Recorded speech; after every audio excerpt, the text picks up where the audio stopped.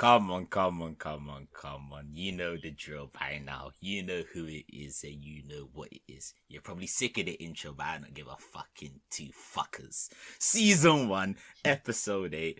Agenda over facts. It's the dynamic duo. The bangers to your mash. The sweet to your corn. The crocodile to your teeth. Everything get fucked when I reach. You know the blood clot vibes. It's your boy T. It's the young sage Fanuel. And we here, season 1, episode 8. Another week, another episode. Obviously, when this thing gets released, you're going to realise it's not coming out on Wednesday. But because we're recording, and it's Wednesday. And it's 8 p.m, so that's not coming out. But you know what's there? Bank holiday just couple man off, fam. Bank holiday finished couple man. So... I beg, say that again. Because that was hard. The crocodile thing. Say that again. The crocodile to your teeth. Everything get fucked when I reach. You know the. Nah, that's hard. Gaza for life. That's hard. What you saying? Nah, that's good. Yeah, obviously, so hopefully this is coming out tomorrow, which will be Thursday. Apologies for the inconvenience, but bro, man. We gotta live as well, man. We can't just be giving you guys A-star content. We need to live our lives to give this content to you, man. But yeah, man. It's another week, another episode play. But I don't even know how I even did that intro because I've been running off fumes. I'm tired, isn't it? Do you know what? I think this episode is different because this is the first episode where we've seen each other prior to the episode. Yeah. So, do you know what I'm saying? So then up until now, like, unbeknownst to a lot of you guys, me and T hadn't seen each other since we started AOF. Yeah. So then, so it's like, wait, this is like episode 8 now, I think? Yeah. Yeah, so then, for those 7 episodes, we hadn't actually seen each other in real life. So, over the weekend was the first time that we had seen each other. So then, it's like, it'll obviously naturally make the episode sweeter, because we have more to speak about on what actually happened in our real lives. So, yeah. That obviously leads us. Go on. Nah, do you know what's actually jokes? You know when I actually saw you, yeah? Like, you know when I actually saw you? Maybe Bro, you was excited, bro. I can tell you was gassed. No homo thing. I can tell you was gassed. I was actually gassed to see you, bro. Like, I was like... Nah, same. I even felt like a fan. I was like, so this is young Sage in real life. Oh my God. I was like, God, let him read my horoscope today. You know the vibes there. Oh, man. I was like, fucking on this nigga, fam. But yeah, bro. Nah, it was good to see you and see all the man and see everyone, bro. It was proper. Nah, for real. We're obviously getting ahead. We'll go into that. But as always, we'll go into, I guess, how our weeks went, and then finally leading into that infamous bank holiday. So T, how did your week go? Oh boy, I think let's do like Monday to Friday first, like collectively, and then we'll go on to like I hear you. Saturday to Monday, I guess. But then, do you know what the jokes thing is? You know, because I knew you were going to ask me this question. I was even thinking like 10 minutes before we came on, like, what did I actually do Monday to Friday? And you know, because bank holiday was so long, bro, I can't remember Monday to Friday, fam. I actually can't remember what I did, bro. The Brahms, I can't remember what I did Monday to Friday last week, fam. Like, I actually can't remember because bank holiday was that jam packed. But to be fair, that, I can't know. Friday, I had Friday off in it because my company that I work for, they basically gave us Friday off because they wanted to like, you know how all these corporations are trying to push like mental health and them things there because like people are working from home, like separate your personal space from your working space. So That's hard. They basically gave us. Let me finish. They basically gave us like they basically said they're giving us like one holiday day for free, so like they're adding a holiday day to our allowance in it. So I was like, oh, like, how nice of them! Like these men actually care about me. Obviously, I was planning to take some holiday. I was planning to take off the Friday anyway because I always take off. Like, say if there's bank holiday Monday, I always take off the Friday, so I have like a nice 4-day weekend. I would actually recommend that to people that work. I can't lie. Taking like a 4-day week, taking like the Friday off. So you have like 4 days off, and even like after COVID and that, you could probably like just have like a nice weekend away somewhere. Like you could actually go to like a light European trip for like 4 days, or like go on a Friday, come back on like the Sunday, then you got Monday to rest up. I have a question. Have you done that? Nah, I actually haven't. Oh, okay, calm. Okay, calm. I was checking in it. That's what I'm saying. And man saying, I think you should do this and this. And I was like, oh, niggas are thinking, ooh, he flies out. I ain't got no one, bitch. No. Do you know what? I think that would be so hard to arrange. Like, you think so? Bro, have you seen it? Do you remember when, I don't know if she wants me to say her name, so I will. But do you remember when one of our mutual friends tried to like organize some sort of hiking trip or something? Do you remember? Yeah, but I feel like that's more technical. If you're just saying, man them, or like people them. Deep how hard it is to get man them to go football. Somewhere like Spain for the weekend. Nah, but that's... Bro. Nah, football's easy. I can't lie with a man them. Like, obviously, not everyone can make it, but a good amount of people will be able to make it. Because it's bank holiday, more time, you know everyone's going to be off during them times. So it's not going to be a thing where, I'm working this Saturday, I'm working this Sunday. Because it's bank holiday. Do you get what I mean? So you know everyone more time. If they don't have, like, any other plans... like going out or like, I don't know, going out to eat and that, they will be free. So it's a time where everyone will be free. So it should be easier. Wait, do you know when the next bank holiday is? Yeah, bro. I got them. When is it? I got them all on my phone. That's how you When's know the next niggas one? working full time, fam. It's when's the next one? 31st of August. 31st of August. That's Carney weekend, but I don't know if Carney was happening this year. Oh, okay. I was gonna say back your chat. Let's book something then. COVID, bro, nigga, we're still coming out of a pandemic, innit? Well, I feel like August. Nigga, take time. Actually, no. Do you know what? I've even seen stuff about it ending. What's it? A variant, and them thinking to ease it off, like the what do you call it? Like opening the restrictions and stuff. I'm seeing that they're having to delay it. I hear that, but I swear they're changing their mind like every day. Because even before I came on, I read that Boris said that there's something in the data. Like the data is basically saying that he has no reason to not ease restrictions on June the 21st. But anyway, we're gonna get to that later with live. Calm. Anyway, so that's calm. Wait, so you were saying usually you were gonna book that day off anyway? Yeah, and they gave it to you for free, and then So then I went to go on like my holiday thing to check if I booked it off. These man took it out of our allowance. So they just forcibly took a holiday. Bro, what? Obviously, I didn't mind it because I was gonna take the day off anyway. But that's cheeky. These man painted it in a way that, like we're gonna give it to you, but they just swindled us. But obviously, I didn't care it. I found it calm because I was gonna take the day off anyway, so I didn't really mind. I just found it bare jokes. But anyway, Monday to Thursday, I didn't really do too much. Not that I can remember. As I was saying before, I can't really remember. I'll be real with you. Just standard working week. But yeah, mainly just like bank holiday weekend, but we're gonna get into that later. But nothing really like out of the blue like really came out. I'll be real with you. What about you? I think I kind of have the same, like a similar memory loss because of like the same reasons. Like bank holiday felt like it was 2 weeks long. Like that whole weekend, bro. It felt bare long. I mean, something peculiar did happen, yeah. So obviously, I've been exploring this spirituality stuff, as you might know. And why you saying it like that? You're saying it like, as you guys know, like,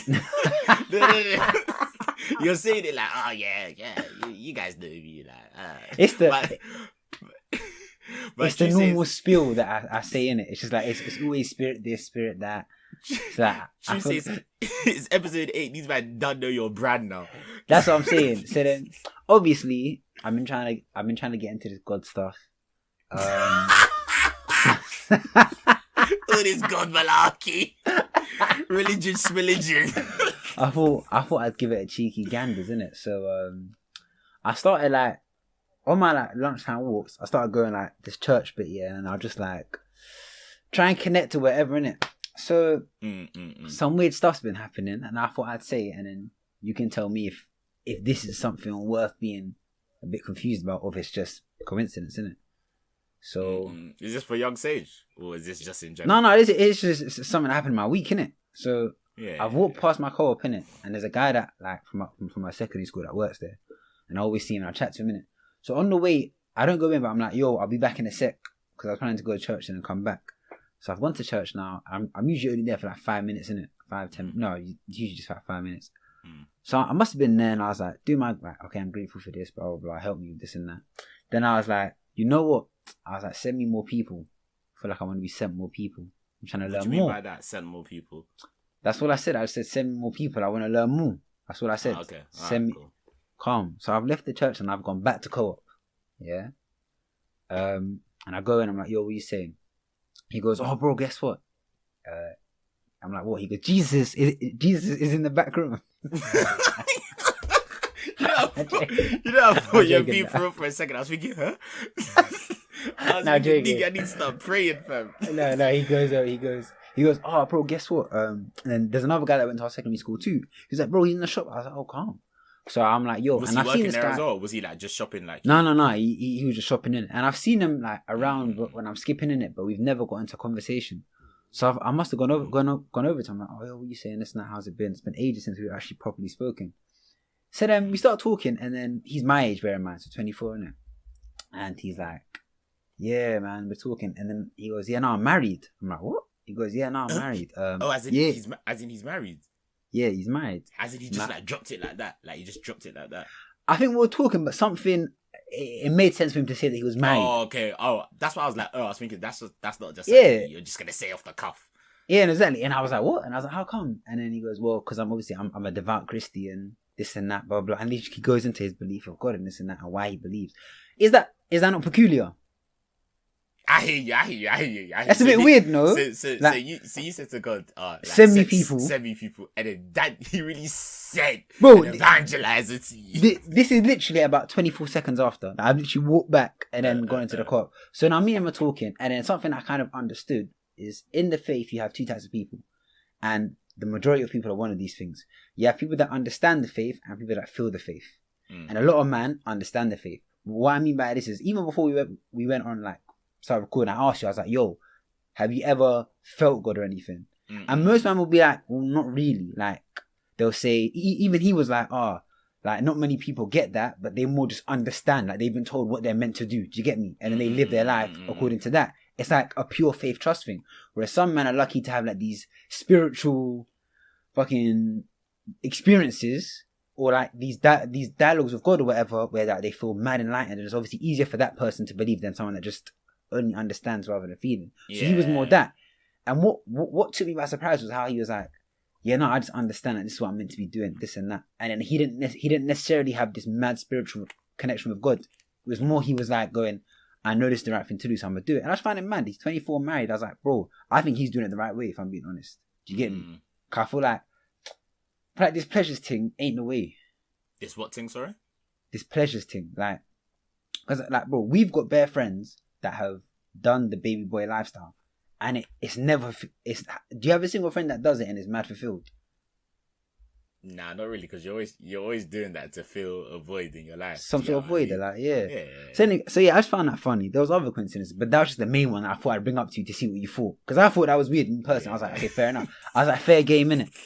But yeah, nah. Then on Friday, is that giving God some more credit in the bank?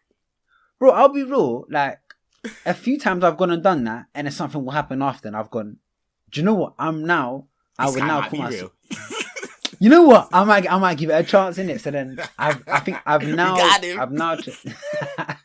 now transitioned. Do you know what it was? If anyone used to like ask me what I was, I would always say I'm agnostic, but closer to the side of atheist, innit? Whereas now I'm agnostic, but very close to the side of believing in it. So like, I'd now class myself as a seeker. I'm just trying to find out. And a prerequisite to find out is to have some level of faith. So that's what I'm doing. I'm having some level of faith. Yeah. Do you get me? But yeah. So yeah, that's just weird. I think it happened on like Wednesday or Thursday. Then on Friday, I got my first trim. So I remember you had your story. Oh yeah, because you rang me.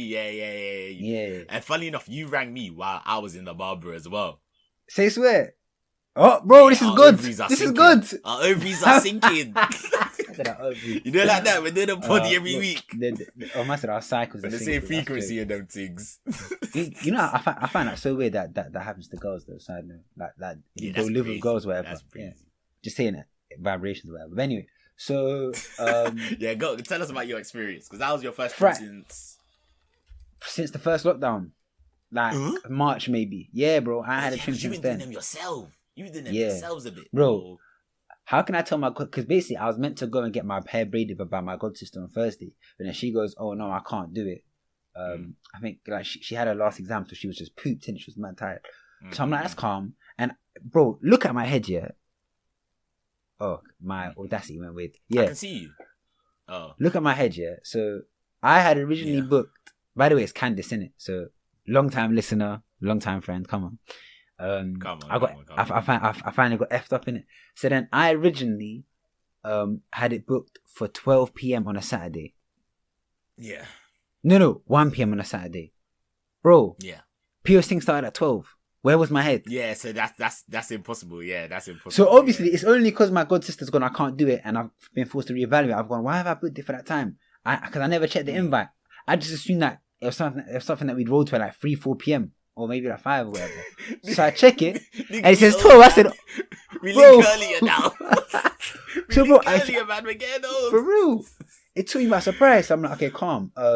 So I've called her now and we've rescheduled to do Friday and then do both a trim and get my braids done, innit? So Friday comes now. Yeah. So obviously, hopefully my employers aren't listening 16 minutes into this episode, innit? So you had a day off. I had a voluntary day off, innit? So I took my laptop with me to the barbers, yeah. The work from home ones. Word. You know, like that. I took my laptop with me, yeah, and then I just had it on and Teams on just in case, innit? Bro. So I stepped in, yeah, and it was such calm vibes, bro. I can't lie. It was just as soon as I sat down, it was barbershop conversation happening, and then like I asked you this, innit? Because this is the question I got asked. They were like, if you had to hear one old school rapper and a new school rapper, who would you put together? Like on a collab. It's a good question, isn't it? I think I ended up saying I would like to have heard. I feel like Dave and Tupac would have been interesting. While you're thinking of one, I'll just carry on, innit? So, it's a good question, innit? Because bro, us we're probably thinking. So then, like, I'm talking to one guy that's like waiting for his trim as well. I think like everyone's talking, innit? And he's like talking about pot of paper, talking about I think a few like real nigga rappers, innit? And we're just like going back and forth. And so I've been talking for about a minute or two, innit? And then one of the barbers goes, "Oh, you're that guy from that podcast, innit, bro? We're global, man. We're global. We're global now, man. Autograph sign is coming soon." Like what? That's bad jokes, though. Innit? Like he was very calm. So like, what I assume happened was probably Candice put him on or something, innit? So I'm chilling there, like waiting, just calm vibes, and I'm just on my laptop, like pretending to do work. Like I have it up, I have stuff open, but I'm not really doing any work. I'm just engaged in a conversation. So eventually, it's time for me to wait. Have you thought of one yet or not? Bro, you know I'm actually still. You know while you're talking, I'm still thinking, but I'm trying to keep up with the convo at the same time. It's very hard. Calm. So obviously, it's my turn to step in the seat now. So I step in and I got goosebumps. It was weird, isn't it? This is also my first trim by a woman. Like, not that it's anything like mad, but it's different, isn't it? I've never ever still, it's different, yeah. And I even asked her like midway through the cut, I was like, "Yo, do you know what you're doing?" I'm checking out. Like midway through the cut, I was like, "Yo, the clip this way." No, midway through the cut, I must have asked her. I was like, "Oh, have you ever had any experiences with like men moving a bit weird with not wanting you to like trim or whatever?" She was like, "Yeah, one guy, like one guy's outwardly, like he outwardly went, yeah, no, I don't want you to cut my hair because you're a girl." That's crazy. Like, he was like, no disrespect, but that's bad. I guess it's not even disrespectful. Maybe more ignorance is the better word. But yeah, so I'm in the seat now, and then she's obviously doing my braids first, innit? And then we're just talking. And bro, it felt like this barbershop experience was tailor made for me, innit? Because so the barber next to me, who's trimming one other guy, he's like, me and like Candice are having this like one long conversation about just stuff in general, life and meditation, this, that, rare tear, innit? So then, like, after the middle barber's guy goes, he gets into the convo, innit? And he's very into it. And he goes, yeah, I think what are you guys talking about? Just like psychology and shit like that. And then he goes, he's studying to become like a clinical psychologist, innit? I think he's doing his master's. Crazy. So the conversation that then ensued after that was just, bro, it was like Fanuel's wet dream barbershop experience. Do you get me? Love a bit of spirituality. Yeah, that's the caliber of conversations, in it. But yeah, bro. Like, as she was doing my trim and that, yeah, and like after the braids were done, she was doing my shape up in it, and bro, I ain't had a shape up since March, innit? Do you know how weird it felt, like seeing a straight line at the top of my head? Yeah, like while I was getting done, you were feeling like a new person, sort of a vibe. For real. And then she slapped on. She was like, "Oh, do you want me to put like near the end of it?" She was like, "Do you want me to put on this like there's this black thing and it looks like hair, like this spray, like enhancer? I think it's yeah." Called. And I was like, it's like a black spray thing. Yeah, and at first I was like, what? Like me personally, I'm unsure in it because I don't want to use no fake stuff in it. She's like, "No, just try it." So she tries it, yeah, bro. Where did my edges come from? Yeah, I felt like a fraud. I actually felt like a fraud. Your hair like just comes HD 4K, bro. For real. Your hair like goes on a mad thing, fam. For real. Wait, have you like, thought one yet? I feel like that's what bro. Let's leave it. Let's leave it. Yeah, leave it. It's too much brain power at the same time, isn't it? Bro, you know things that you can't multitask too tough, man. But yeah, no.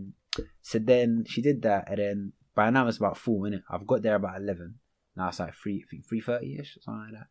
And then I've just gone in it. But yeah, it was a really good experience, bro. You know the podcast probably heard that. That was very loud. Wait. I'm not cutting that out. I'm not cutting it out. What? Wait, what was that noise? But you know the gist thing is, I did basically. I bagged one like 10 minutes ago, innit? And you didn't clock. I said I can bag another one and it'll be calm.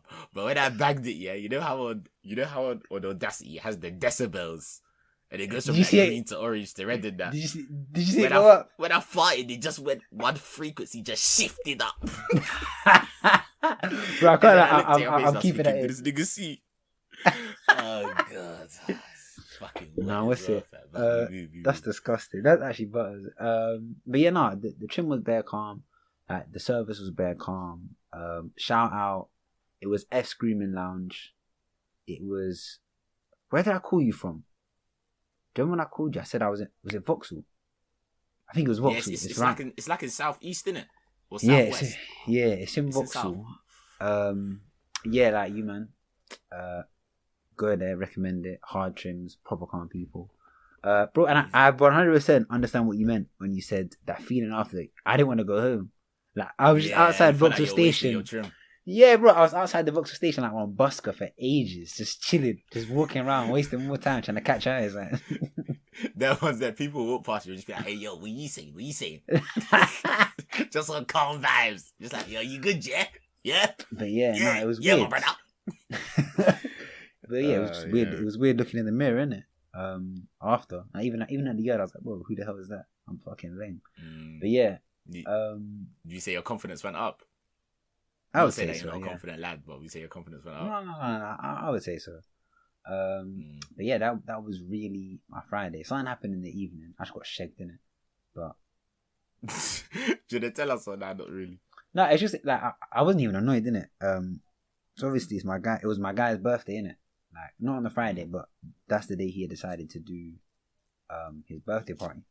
So he goes, "Yeah, now we're gonna go O2 and do bowling." I'm like, calm. So obviously we live on opposite sides of London, innit? So I've obviously got to the O2 way earlier than them. It's around about like 8:45ish now. And then I called him and he goes, "Yeah, can you check out the bowling? See what they're saying?" I was like, "Cool." So I go and check the bowling, and then they go, "Yeah, the next available lane, the next available lane is until 11:10." So I'm like, "Oh, okay." Oh yeah. And what time was this? What time was this? It's 8:45. So I've left now and I've called him and I told him what's happening. He goes, "Okay, wait, one sec."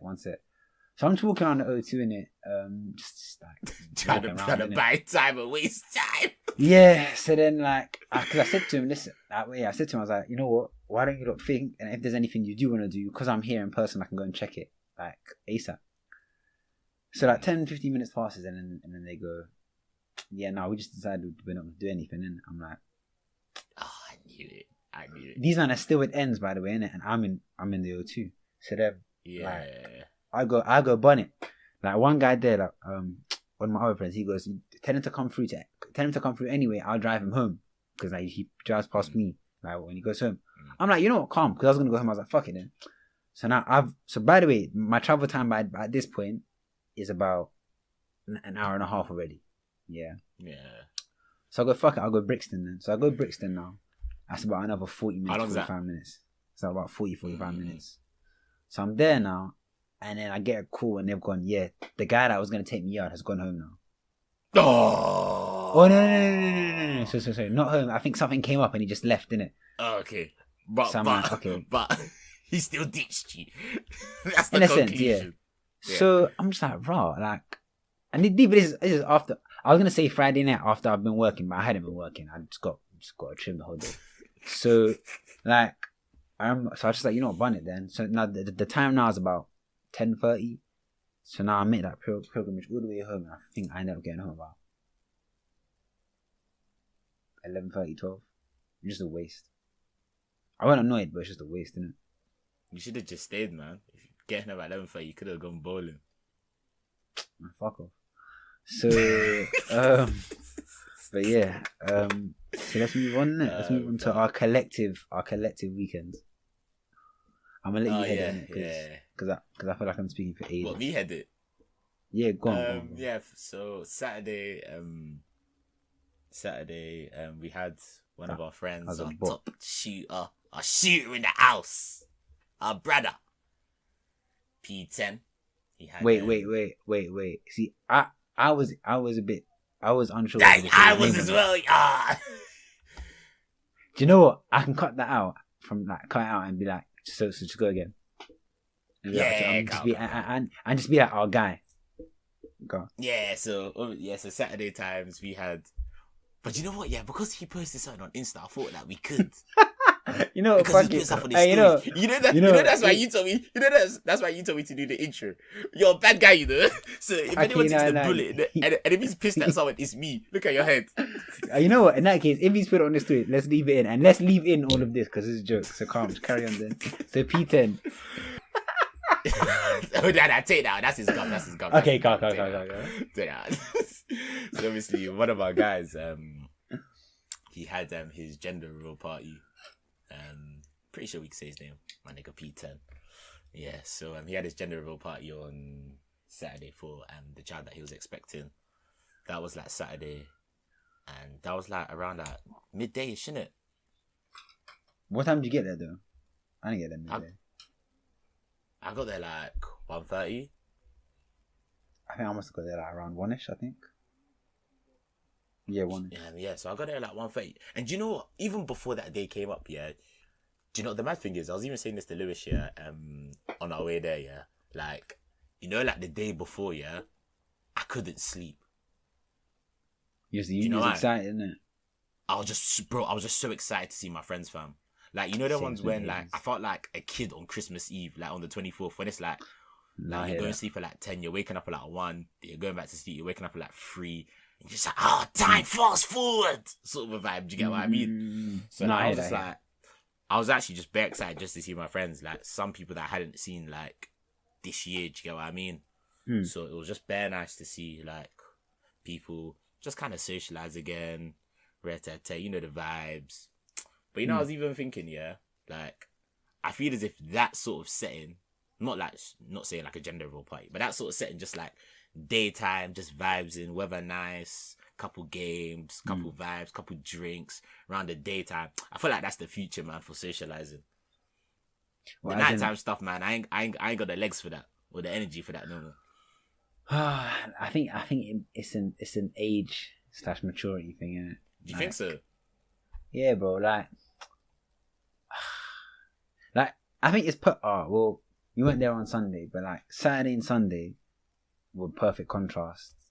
You had Saturday, which was the more like mature motive, but there was a integral meaning behind it, and then Sunday was just more meaningless get together with just bare booze and vibes and whatever. Bro, that's what it was though. Bro, parties are really just opportunities for niggas to mush. That's really what they are in this day and age. My If we're brothers being are real, starving. yeah, like if we're being real, that's what it is, isn't it? Like but we'll eventually get into my pessimistic view on the Sunday. But anyway, the Saturday, innit? So yeah, that was just a wholesome day, fam. like Go on. You say your piece. Say your piece. Nah, that's not, I'm trying to think. So obviously, bro, the day just didn't feel real. Like the sun was just blaring, the skies were blue, like the greens were even greener than normal. And like even the games, like bro, like the first game we did was we had to, like, I think we got split into groups in it, and yeah, one person from each group was nominated to be the wearer, and then everyone else had to craft a diaper out of toilet paper, which was jokes, and obviously the best diaper won. I swear you wore the diaper in it. I think I did too. Yeah, man. These man forced me pause in it, but yeah, these man really put on the diaper, fam. And the amount of times man them were like putting toilet paper through my legs and going, no homo, bro, no homo. Like, bro, you're sucking my dick, man. It's calm. You know, every time I put toilet paper through my crotch, be like, hey, bro, no homo. Or they'll be like, just. But like, people be like, hey, yo, pick it up and take it around. Like, you know what I mean? Like, if they gently touch my you gay. My crotch area, you're gay. Like, it don't work like that. Oh gosh. But yeah, that was fun. And then we did, I think it was the taste and baby food one, innit? Oh, that was disgusting, bro. I can't even lie. Yeah, they got a lot of, no wonder the baby's always crying. The food tastes like shit. Yeah. You know, I've always thought that with babies, yeah. Do you know the mad thing is with babies? Like, babies could be crying, yeah, but you actually don't even know why they're crying. So they could be crying because they feel hot, but you're giving them food because you think they're crying because they're hungry. And now they're just full up and even. Do you know what I mean? Then, do you reckon there'll ever be some sort of technology that could baby whisper? I think so. Because one time I was babysitting my nephew. Yeah, this youth was crying. He was crying. I was thinking, what do you want from me? Like, it was one of them was, bro. Like, you've tried everything. You've patted was it his bare back, intense? Giving him a drink. Because then maybe I just wouldn't wanted say his it's mum. intense because more time it was only for like 30 minutes. I'm talking like it was for like 5 hours, but more time was for like 30 minutes. But it's that ones, bro. It's like they're crying, but you don't even know why they're crying, and like you can't speak to them, and now you're getting annoyed because you can't communicate with them. So then that gets you more annoyed and more frustrated. Now you just get mad, but you can't get mad at the baby because it's not their fault. It's not their fault they can't talk. But yeah, nah, that's jokes, fam. But yeah, that sort of technology would be hard still. I would need that. I can't even lie. Well, not right now, but when I'm babysitting. Trying to think. When What we're else back to happened? Saturday. It was the baby food thing, and then the last one was it was like the groups had to answer, I think like 7 questions about the couple, and yeah, that was a jokes one still. yeah, and my group won, but only really I'll be real, it was only because we had like 2 of his siblings and like one of his like guys from back in the day, so it was just pattern for us, isn't it? Niggas were cheating, fam. Do you know one thing that was jokes though? Go on. And like you were laughing at this as well. So the one place is, or one of the many places jarring to be vegan is at a Jamaican person's yard. So it's like a lot of like curry goat and all that stuff in it. So obviously it's Rosie Fandos on that spirituality thing, isn't it? High vibrations. It's food time now, yeah, and everyone's getting their plates. And I've gone and told her, I was like, oh, I don't eat meat or anything. So obviously I've just had rice, some salad and coleslaw.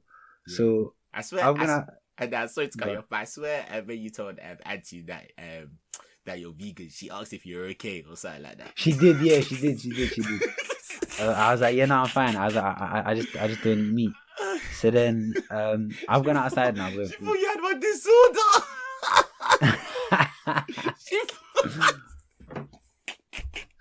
She was perplexed. Auntie thought why you putting yourself through this chivalry? No. She was jokes. I think someone must have told her that I was fasting. And she's like, oh wait, someone fasting? This is the wrong place to be if you're fasting. No, yeah. Oh gosh. So then obviously I've sat down my food. Everyone's enjoying like their foods are filled with color, like bear. Was it? Wait, what was it? Because you had all of it in it. So like, yeah, it was like curry goat, coleslaw, salad, chicken. You know the vibes. You know the standard platter. But may I say the food was absolutely fantastical. But it was like your stereotypical like platter that you'd get. Plate you'd get. You get what I mean? So I just had the same thing, but obviously minus the meat in it. So then So what was on your plate then? I want people just to rice. be able to picture what it is. So it was just rice, coleslaw, and salad, innit? So Was one guy there next to any me, like stew? that was or, it. That was it. Anything on Bro, the rice, or was it just plain white rice? It was plain white rice because obviously I can't have stew. Oh, wow. You know, Okay. you know what's funny? Something else happened later in the day, which makes all of that no. So I actually could have had all the meat, but I'll explain why later.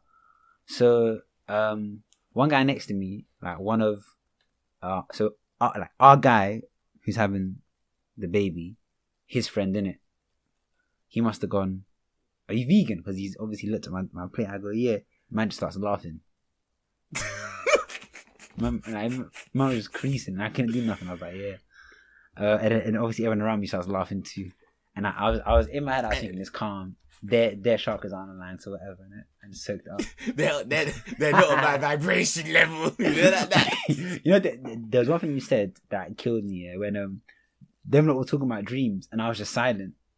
Do you remember? Oh! And what did you say? I think it was them we were in like a circle or something, and then I don't even know why we weren't even talking about the podcast or anything. Nah, but for yeah, we were. some reason, someone was speaking about like a bad dream that they had, or dream or something that they had in it. And it was like lucid dreaming and that. Yeah. Lewis said he had a dream or something like that. And I think Chloe was like, "Oh yeah, I had a bad dream the other day," and then like there was like a group of like 3-4 people just talking about like dreams that they had in it. And then obviously like, I was on one side of the circle, and then Fanuel was on the other side of the circle, and then Fanuel looked up at me. Nah, wait, I swear, bro, I swear you were next to me. Or did I? No. We were like on the opposite sides of the circle from each other. Oh, right. Okay, go on. And then there was one of them ones. Obviously, we got vibrations on the same level. We like looked at each other, and then we were just like, "We've got him, and they don't even know it." And then obviously he was like, "How, bro? You were like how, like the way I was being silent. It was like, oh, I'm above all this. What they talking about? It's just you're like been there, done that. Got a t-shirt to talk about it. You know, like that." But yeah, nah. But yeah, it was a good day, bro. The day was really pure, and then obviously we stayed there for the Champions League final. So obviously that was banging because now Chelsea are the Champions League winners, which was great to watch. Obviously with Toye, that was fucking hilarious. Because that first 10 minutes of the game, he's non-stop in my face, and so was Favor, just being jarring, and then obviously we won it. Anyway, the thing I was gonna say, why it was pointless for me to not have the meat, yeah, bro, I had bare of them squashies because they were in the gift bag. Yeah, they have gelatin in them. I clocked that today because I wanted to buy some, and I checked on the back. It says gelatin, so I could have had that curry goat thing. Really? Do you get what I'm saying? Yeah, but you fucked it. But yeah. You know, I'm even thinking about that food again, fam. Oh man, do you know the thing is, yeah, because we're African, innit? It's like you like, say for example, you know how you can have injera. You could go to your kitchen right now and probably have injera if you wanted to. You get what I mean? Just because it's like your staple food in your culture. You get me? Like I could go to my kitchen right now and have some jollof rice because it's our staple food in our culture. But see, the ones where like you're in like, wait, you're what? You're what? When you're in a different house with a different culture. No. Before that, you said it's your what food? I heard it once and I heard it twice and then staple. Did I just make that up? Did I just make that up? Bro, I heard it once, yeah, and I thought, staple. Nah, I must be bugging. Bro, wait, do you mean staple? Hey, no, it's a word, but bro, it's bro, I was thinking, I was like, bro, it's a word. I don't. Hey, he's checking it now. He's checking it now. It's a word, but it's just I thought it was like another word. But anyway, carry on. So wait, what did I say? I said Stample or Staple. Yeah, no, you said staple. It's staple. Yeah. Sometimes, yeah, I don't know where you get the pronunciations from. You know, like I actually don't get it. Because you're around bare English speakers. That's why I don't get it. Then it go on. Bro, man, just when I talk to you quickly, you'll get jumbled up. I'm talking like an idiot. But anyway, you know the ones there. Like, so for example, like if you're like West African, yeah, and like you're going to like a Caribbean household, innit? Or like Caribbean they're like function, innit? So you're you're like testing out new food. Do you get what I mean? But like for me, I love that, innit? So when I was eating that Caribbean food, yeah, I was like, oh, turn me around, get me on the dance floor, and jiggle me around. What the bumper clock? What's wrong with you? Bro, I was like, this food is so leg, fam. I came home, yeah, my mom was like, I'll tell you this jello fries. I said, fuck that, Gaza for life. But yeah, bro, the food was just very nice, fam. It was just proper nice. Oh yeah, bro, we didn't even say the gender. So the gender turned out to be a girl, and the way that they revealed it was quite cool. Like they both wore these tops, and then their mums, so obviously her mum and his mum, shot them with like these paint guns, and then the color that would hit. They were water guns. I feel like the paint was on the top. What? I'm pretty sure like water came out of them. I'm pretty sure water came out. No, you're bugging, bro. No, I'm 100% sure water came out of them. Bro, but then there was like a square on the top, and then it splattered out, and then obviously the color came out. I'm checking out, but I think that's cap. Yeah, go check, bro. I'm 100% sure, bro. Bro, do you know how high tech that would have to be? Wait, yeah, it was very high tech. That's the whole point. Let me see. And when I'm right, I want an apology on this podcast. Live vote. It's pink, you dickhead. It was pink stuff coming out of the gun. No, it was white. I'm not doing this. It was white. Bro, look, I'm looking at the video right now. It was pink. It was white. Are you telling me? Listen, I don't have to look at the video. I know I'm right. Wait. Actually, wait. VAR. One second. Let me slow it down. Sorry, guys. Yeah, VAR it, bro. VAR it. And when you're wrong, I want an apology. Live over here. Live over here. No. You don't need to clock anything. Just apologize. Bro, do you know how cooked you're an idiot? How am I an idiot? Tell me. What color were Pio's shoes? Were they not pink? Yes. Yes, how? What I'm saying. You're not hearing what I'm saying. You're not hearing what I'm saying. Go on. You said water came out. So why were shoes pink? Why were shoes pink? Yeah. Are you gonna let me talk? Or are you gonna shout over? Go on. Right, cool. So water came out of the guns, yeah. But the whole point of those tops was that the tops had like paint within them, but the water brought out the paint on the tops, and it made it visible. Okay, one sec. I'm gonna show you something. Bro, let's not waste the viewers' time. What we're gonna do? We're gonna report back and ask my man how the pattern was, and whoever was right is gonna apologize next week on the episode. Bro. Fuck all that, yeah. Well, I'm gonna do it right now and get it to her. Oh yeah, you're gonna message? No. Asking group chat. Asking group chat. Okay, look. So can you see? Wait, let me see. Sorry, guys. I'm showing him my thing on my camera. Why are you showing me a picture? So no, because it's the video, but I paused it to where the thing's coming towards Rashan, yeah? Now, what colour is the stuff coming towards her face? Is that pink? It's splitting. No, bro. That's no, bro. That's... Listen, you're an idiot. You're an idiot. Okay, I'm a fantastic idiot. And you're a big idiot. Let's move on. Okay, now answer me this. So how was there paint on her face then? That was pink. Because it's splattered. It's splattered from... No, Toye, man. Toye, stop being an idiot, man. Oh my... Bro, you know... The water from the gun has impacted on the top. And do you know what I'll do? Bro, I'm calling Pio right now. And I'll put it on loudspeaker. You buffoon. Wait, who's my phone then, though? I said there was paint. Do you know how long that? No, man. There was pink paint. I want an apology when you're wrong. It's not gonna answer, man. Welcome to the O2 messaging service. This is who would know? Anticlimactic. Listen, just leave it. Just ask in group chat. Alright, calm. So then, If you're wrong, then what? Nothing. apologise? I'm wrong. We move. No. Alright, calm. No. You know what? If I'm wrong, if I'm wrong, I'll apologize. If you're wrong, you apologize. Calm, That's calm. it. I'll apologise. Calm. I ain't doing no forfeit. Calm. So yeah, they've sprayed some sort of liquid. We are yet to define whether it was paint or water, something in between. Hit the shirts and something happened, and then there was pink stuff everywhere. So then we knew it was a girl. So yeah, that was basically the whole baby shower. Oh yeah, and then the presents as well. It was like obviously, couple man wanted to ball out, innit? Obviously, couple man. Obviously, all I'm saying, obviously, we even sent a wish list of things to buy in it, and obviously some things were there were variations in the prices of how much some things were. Some variations, some were £5, some were £60, some ranged £10, £15, some were £60. Obviously, I looked at the wish list and then there were a couple items and I was like, whoever gets this item is trying to show to everyone at the motive, I'm the cash earner here. I'm the guy that makes the coins. So obviously, man's got my link to man's got my thing, ordered it from Amazon, bought it.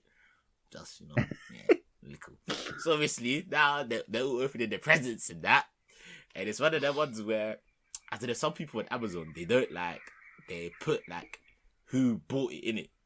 But some people forgot in it. So obviously Fanuel was like, he forgot what he got.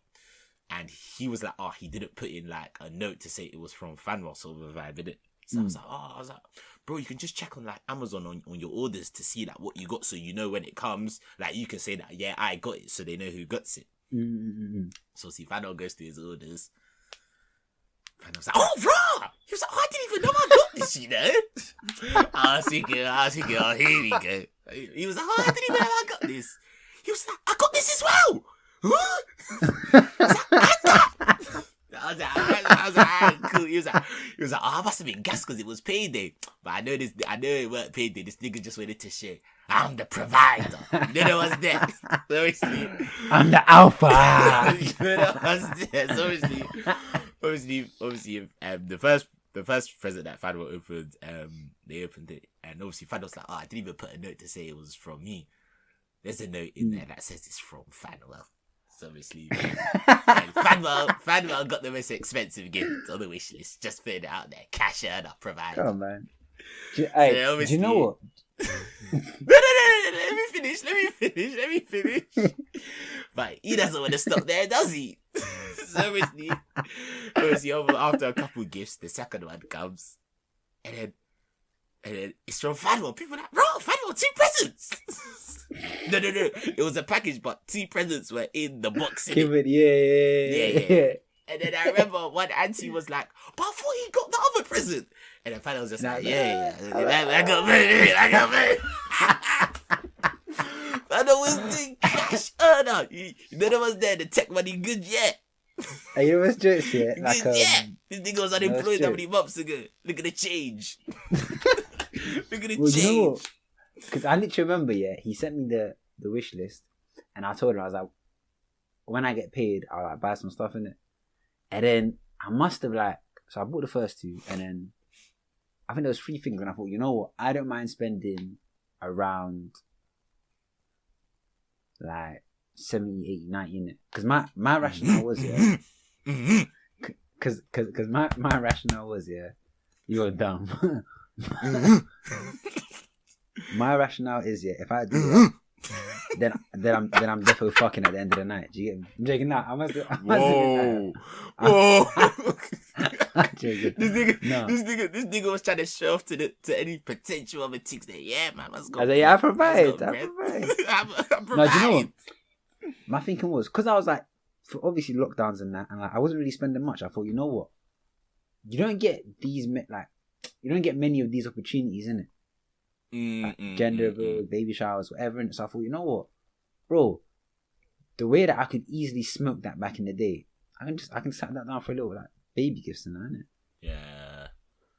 And I can't lie, I didn't know that they were gonna unbox it in front of everyone. Can't lie. I never been to a baby shower. I thought it was a thing where because it got sent to them ages back. So I thought when it got sent, then they'd already opened it. I don't know there was gonna be the unboxing. If I had known, I would have bought more. You know, I thought you were gonna say less. Yeah? The way you said Muti, I said registered in my head. This guy's a fucking idiot, man. No, I'm joking. This Yeah, guy's that a was fucking idiot. that was Saturday, and then we ended up leaving. Yeah, great late, day, and except then, from the final. But yeah. yeah, and then obviously the next day, Sunday, innit? Well, not all of us, but like a lot of us that had met at P10s, but also went to the leg I'm motive in the night, innit? So remember last week, yeah, I was like, after I recorded about that stress thing, I was very stressed or whatever. And I said, I think I was going for a flat line or a hard line, jumbo. Yeah.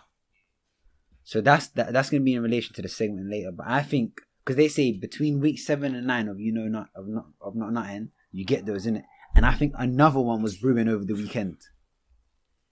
Like, so on Sunday, I just couldn't bother to do anything. Don't you just think that just because it was just a long day on Saturday, like you were up like from like early afternoon, late morning, and then you got home like around like past midnight, 1ish. When you get home? I think tiredness was a factor, but then it was the fact that it dragged on because it was Sunday and then Monday as well, and then Tuesday. I was just kind of like lower than usual. So then, but then maybe because on Saturday I just had rice, salad, coleslaw, and sweets. You are not getting your minerals from that, bro. Exactly. Oh god. So what's it? So Sunday, yeah. I think T said he was gonna make a late appearance, but I didn't see him in it. So we've well,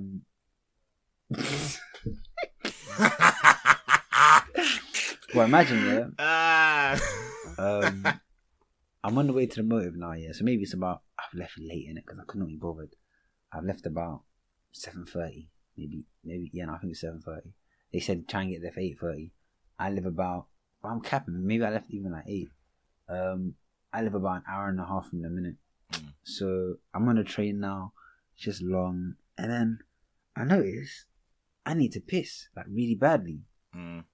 So I get off at Abbey Road now, and I desperately need to piss. I go calm. I'm walking. I see a bush. I go blessed. I found a bush.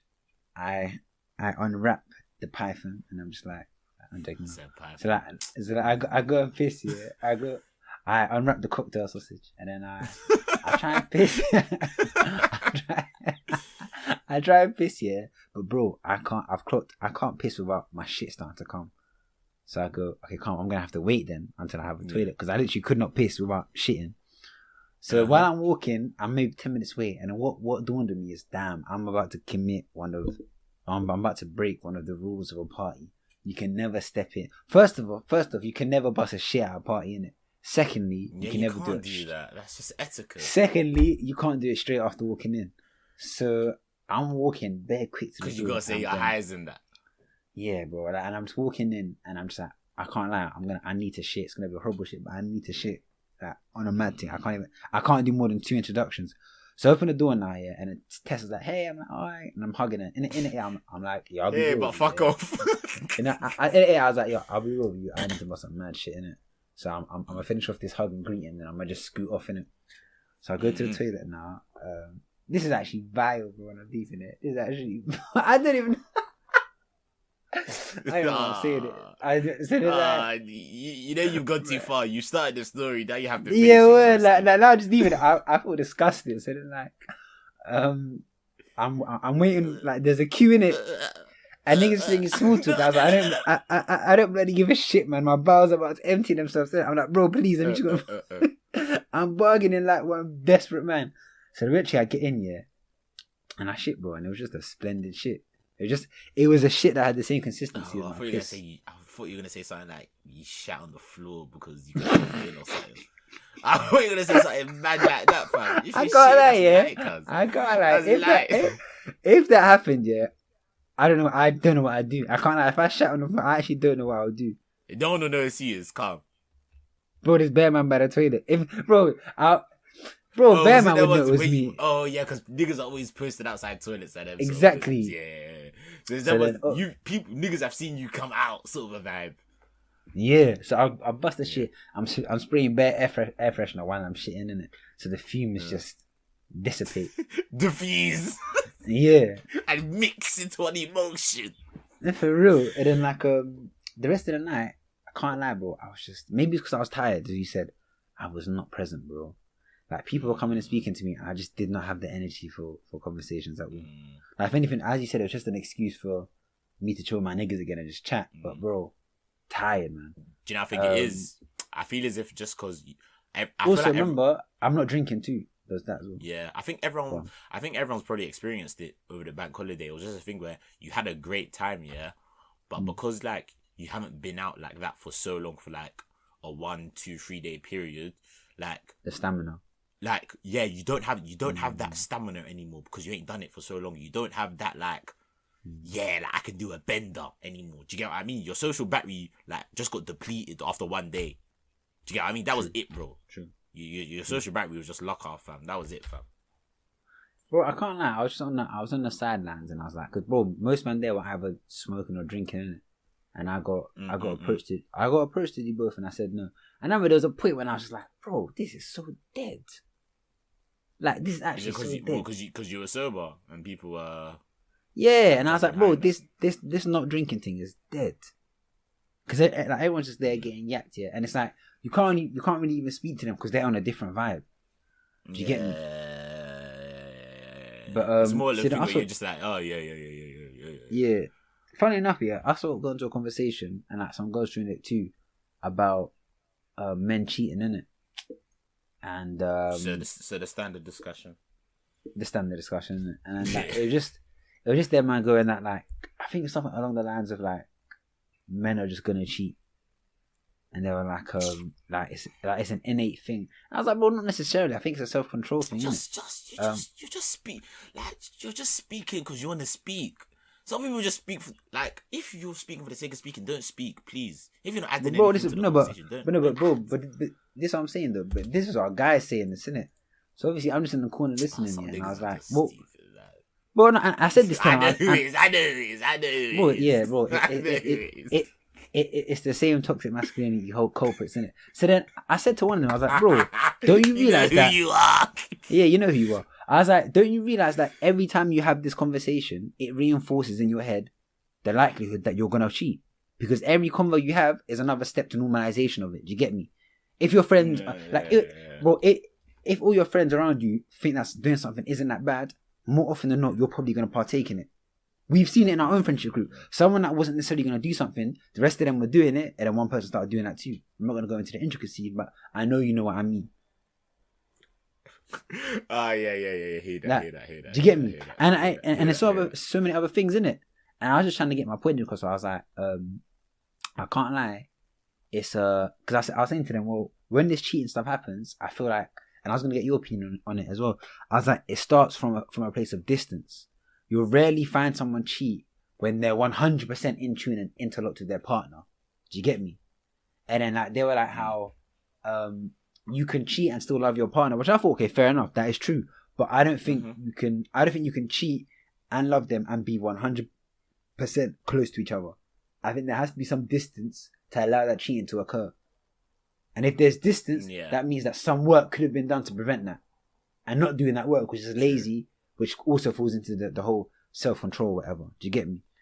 But do you think you can? Do you think it's possible to have that 100% interlocked? Like that's what I'm saying with each other. I don't think it is. You know. I think it's possible, but only through consistent work, and that's not possible for a lot of men to do that consistent work. Do you get me? Because bro, deep it. When you meet someone, like let's say you're together for years, you're gonna change as people individually, innit? So you're gonna have to keep adapting the level of your love to keep up with the changes. To the way that they're changing and the way that exactly. Changing, otherwise, what happens is exactly. Otherwise, you get that disconnect where people go, oh, I just feel like I just feel a bit more distant, and then someone else fills that hole, and then boom, they're cheating, innit?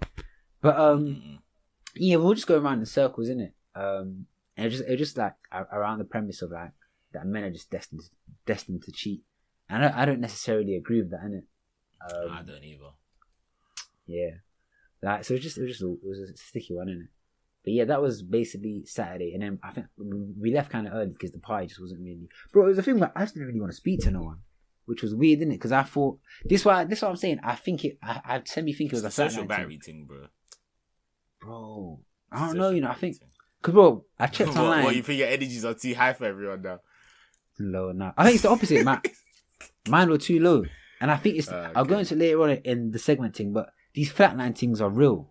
Like, it's like... Bro, I was there and even to an extent, even us lot, I wasn't really into the convos. It's like I was somewhere else. But yeah, like, bro, I can't lie, yeah. I feel like it's just time to get to work. As in now, on the podcast. No. What, I'm gonna crack out my book to start revising? No. Niggas 9:15, fam. Like, I wasn't sure if this was just my mindset at the time. But I was just in the party and I was like, bro, I kind of want to be grinding. I can't lie. Yeah, but you need to have time for yourself to do both, innit? So what? This is balance. Go on. No, I'm just trying to think like where to go because No, I was thinking about finding the balance. Then Monday, Sunday you eventually rolled in it, but I was gone by then. I think you rolled at like 1 or 2, isn't it? Yeah. But yeah, I was gone by then. And you said there were still people there, right? Yeah, some people still there. So then Monday we met up again. So that's probably bar Toye. Us lot had seen each other 3 times in 3 days, innit? And Toye twice in 3 days. Obviously, so Monday we kicked ball, and that was really it, innit? That was really our bank holiday. Yeah, that was it. Yeah. I think I might be done with parties for a bit though. But that might be my low vibration talking about. Bro, I'm just like, what else is there to do? Like, okay, bro, deep it. If you're not, this is gonna sound vulgar, innit, yeah? But if you're not trying to release nut, what? If you're not trying to release nut, what are you really doing there? Because let's be real, most men that go there, have fun with your friends, God. Bro, don't speak that shit, bro. Because most men that go there, bro, what do you mean? go to any motive. That's, and yeah, stand most man, yeah. That's their prerogative, innit? That's what they've gone there to do. To like, bro, that's why. If you was to tell man them, yeah, I've got a motive, but it's just man them. Do you think they're fucking going? They're not. Nah, the main question that niggas always ask. But if you go to a party, yeah, and it's just niggas, yeah, you're not going. I feel like that's the same way. If a group of girls are like, yeah, they're going to a party, and it was just girls, that's different, like, though. More likely they would be. What do you mean?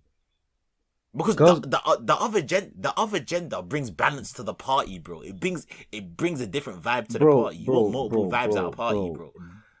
Girls will calmly party on their ones. Man, them will not do that. Because there needs to be pussy there. Bro, you're simping, bro. You're simping for points now. Now you're simping for points. I can't. Wait, bro. Have you not seen bare pajama? Wait, alright. When's the last time you and 15 other niggas had a sleepover? Bro, but girls who do these pajama parties all the time. Man, them do that, bro. Man, them Who? Okay, then when? Bang some music and bang a FIFA tournament on some vibes. Should I tell me, man, them can't do that? Man, stop simping, man. I'll give it that. Stop simping. Come on, man. Come on, man. But bro, it's definitely not the same. Because more time, most of your niggas, if they're going to move, what's the first question they ask? Are there things? Yeah, do you think girls are doing that? Yeah. Yeah, but yes, okay, calm. Yes, I don't think so. But fair enough. Wait, go on, bro. I think you're giving the benefit of that to girls too much, bro. Girls like actually no. You're right. You're right. You know, because more time we just vocalize it more. True. They probably link up beforehand, like, oh, do you think this guy's gonna be a? They're more meticulous with it. True say. So then, bro, they don't voice it. Alright, calm. So then we've arrived at a point that I was trying to initially make then. So then, bro, these things are just fests for hormones and orgies, really. That's why both parties are there. So if you're not trying to nut on nothing, what are you doing there? Because deep, if you're not trying have to... fun, man. You can have fun about nutting, bro. You can have fun about moving things. Answer me this, yeah. It's a different sort of fun. It's a different sort of fun. Answer me this, yeah. Bro, if you're not looking to find a girlfriend or to beat, there's not much you can do with that motive, really. Because, bro, the driving force, I'm being real, and this is what I've seen with friends and other men, and you see in a motive, the driving force behind any nigga going up to chat to a girl is not purely friendly. That's cap. He isn't. 100%. Yeah, I agree with you. I agree with that. It's either because He's either trying to cheat her or get to know her so he can eventually cheat her in the confines of a relationship. They're the same thing, but go on. True. But that's not the only thing you do at a party. You're not only going up to things at a party, bro. You're saying it as if like a party is take me out, bro. That is not the sole purpose of a party. There are multiple purposes of a party, bro. You're just looking at it from that dimension. So what's the main purpose then? Cool. What's the main purpose of a party? I think no. I also think it depends, like the sort of friends you're going with, like the sort of friendship group you're in, like who's single, who's available, who's on what. Do you get what I mean? It's a layered answer. It's a layered answer. Do you know how you can't say that some people don't go to motives just to have fun with their people. Then you cannot say that because that categorically happens, bro. I think those people are in the vast minority. They are the minority. I think they're the minority. They're the minority. The majority are trying to catch vibes of the other gender or the same gender. Yeah, but them man, that's the main driving force. I hear that, but I feel like I feel as if more time. You know, people like that. Yeah, more time. If like, don't get me wrong. There's sometimes when you go to a motive and you're like, yeah, man's trying to move things. But if that's your primary target at every time you go, every time you're going to a motive, then you need to look at yourself in the mirror. I can't lie. Bro, if that's the case, then that's gonna be like 80% of man looking in the mirror. Because I think you forget, bro. You do though.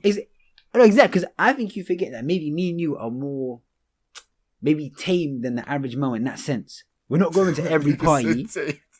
No, do you know what I mean? Like, we're not going to every motive going, yo man, where's the vagina? Oh, like our thing is more calm. Like, I'm here to see my niggas. If some clitori goes past, then yeah, I'm gonna say, yo, what you saying? But it isn't the main prerogative. Yeah, but it isn't. Whereas, bro, because I remember like, go on. Nah, it just made me think of something. So I was posting in Shoreditch on Saturday, innit? Bro, that place, fucking hell, it was literally like a party island strip on Saturday, bro. It was a party island strip. It was just filled with people. And you know that was, yeah. Actually, this is actually even gonna fuel your agenda. But it was, bro, because you know what I was gonna say. Do you don't think a nigga has gone to a club to make friends? You fool. You know the niggas that just they're all dripped out, they're all looking icy. But you could just tell, you did not come to Shoreditch. You did not come to Shoreditch with a plan. You came to Shoreditch to just be posted on the strip and see what pussy you could find. Okay, bro, this is what I'm saying. I won't pass my guy, yeah. Oh my god, I can't believe I heard this, bro. He actually said it bad out. He was like, bro, he said this to one of his guys. He was like, bro, my wood is so big, I need to stick it in something. Pause. I turned back, I was like, what? But I just carried on walking because I said, that's not even my problem today, man. I can't lie. First off, why is he telling this nigga that? But anyway, bro, I can't lie. Bro, he said it loud, bro. Bro, that's not even a pause. That's a prolonged stop. You just have to stop for a while, bro. Imagine my wood is so big, I have to stick it in something. But bro, this is what I'm saying to you, yeah? Like, bro, house parties are basically more intimate clubs, innit? And clubs, bro, find me a single nigga that's gone to the club just so he can chill with his friends. And a lot of men will say that's what they're doing because they don't have the confidence to go and move to girls. But the ones that do have the confidence, that's their main prerogative. Don't be naive, my nigga. That's their main. I think you're overthinking it, bro. I think you're being too naive, bro. Bro.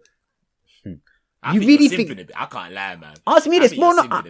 No, bro. If anything, I'm doing. You know what? I'll hold it down. No, but bro. I feel like you misunderstand what simping is because this is, bro. What I'm saying is that niggas move and they go to clubs with the prerogative being we need to move girls. Do you really think niggas are paying 10? Because remember, most time, a lot of the times, girls' entry is free. Do you really think niggas are paying £10, £15 to go to these clubs and make friends? Don't be stupid, bro. That £10 and £50 is a down payment for them to try to thank you for them to try and find some scrim. That's the real facts, bro. Like, bro, I'm not simping. Like, this is what I've seen, bro. I've had niggas call me and go, as you said, they've gone, bro, let's just go Shoreditch and walk around. Let's find someone. Let's find something. That's what. Do you get me? I know you're That's where their brain. You know what I'm talking about. That's where their brains. That's where a lot of males, their brains are rooted. Not only. I hear it. Thank you. Not only because of their like primal urges, it's probably been made worse by how sexualized our society is. Do you get me? How readily and now linking to the segment at the end, how readily available us man can look at sex. Do you get me? So it just has a bunch of animals out there, gorillas just waiting to pounce, cuz. But yeah, I'll be real. If you really think, fuck it, bro. Fuck the club, even the motive, yeah, even the house party we went to. If you really think the man that went there, yeah, if you ask them, listen, what is your perfect night, yeah? And you got them to actually be honest, I'd be surprised if it didn't involve them putting a goal. I'd be very surprised if you could find me one guy that didn't say that. But bro, that's part of the... No, but bro, there's a difference. There's a difference. No. Let me land.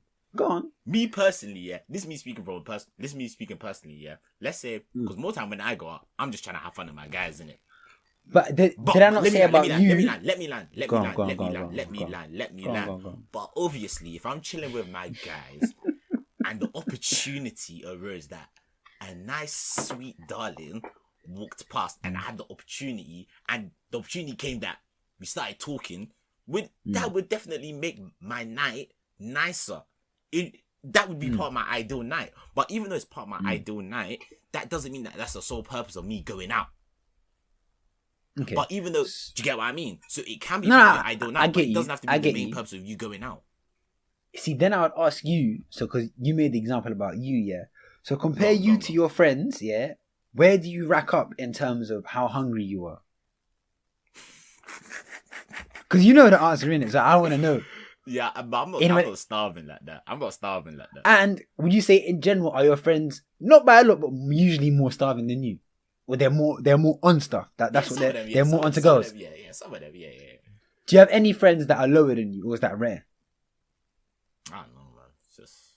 You do know, bro. It's your friends. Like, as in, like, when you go out or do whatever, like, are you one of the ones where it's like, or one of the only ones where... Exactly, bro. Where the things bro, because, bro, I think... There's always that one guy in the group, yeah, when they get into the boat, 5 minutes into the boat, hey, yo, where the things at, though? Hey, yo, you said there's gonna be things here. Where they at? The fam. Hey, the gas man. Hey, the gas man. I think. Do you know why? I'm not. It's nothing to do with simping, but we have to remember, girls don't really approach niggas. Niggas approach girls. That's just the way the game works. And that's part of the problem. No, that's not part of the problem. That's the way things should be. No.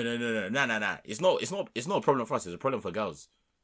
True. Because then, it's like, they're limited. We're eating, bro. Yeah, no. We can push. We could, we push wherever we want. League. Yeah, we can. Whereas they're limited. Exactly. They're limited to the niggas. That's true. That'll move them in it. But then, like, you've been, bro? We've always, like, us have always said, like, T has this weird game that works in his favor, bro. Like, he'll do because like it's weird because like. No, because you'll do no work, but then out of nowhere, a thing will just arise and then instigate a conversation, and then it turns. Is that wrong? Happens bare, bro. Bro, so then like, so what I was gonna go into. Do you feel like, when you get moved to by a girl, does it put you in a different position, and is it unattractive? Because I know some guys don't like getting moved to by girls; they'd rather do the moving themselves because they see it as like a hunt type thing. Are you the same? Or are you more listen? If it's on my plate, I'll eat you and lick it down. Now, do you know what I think it comes down to?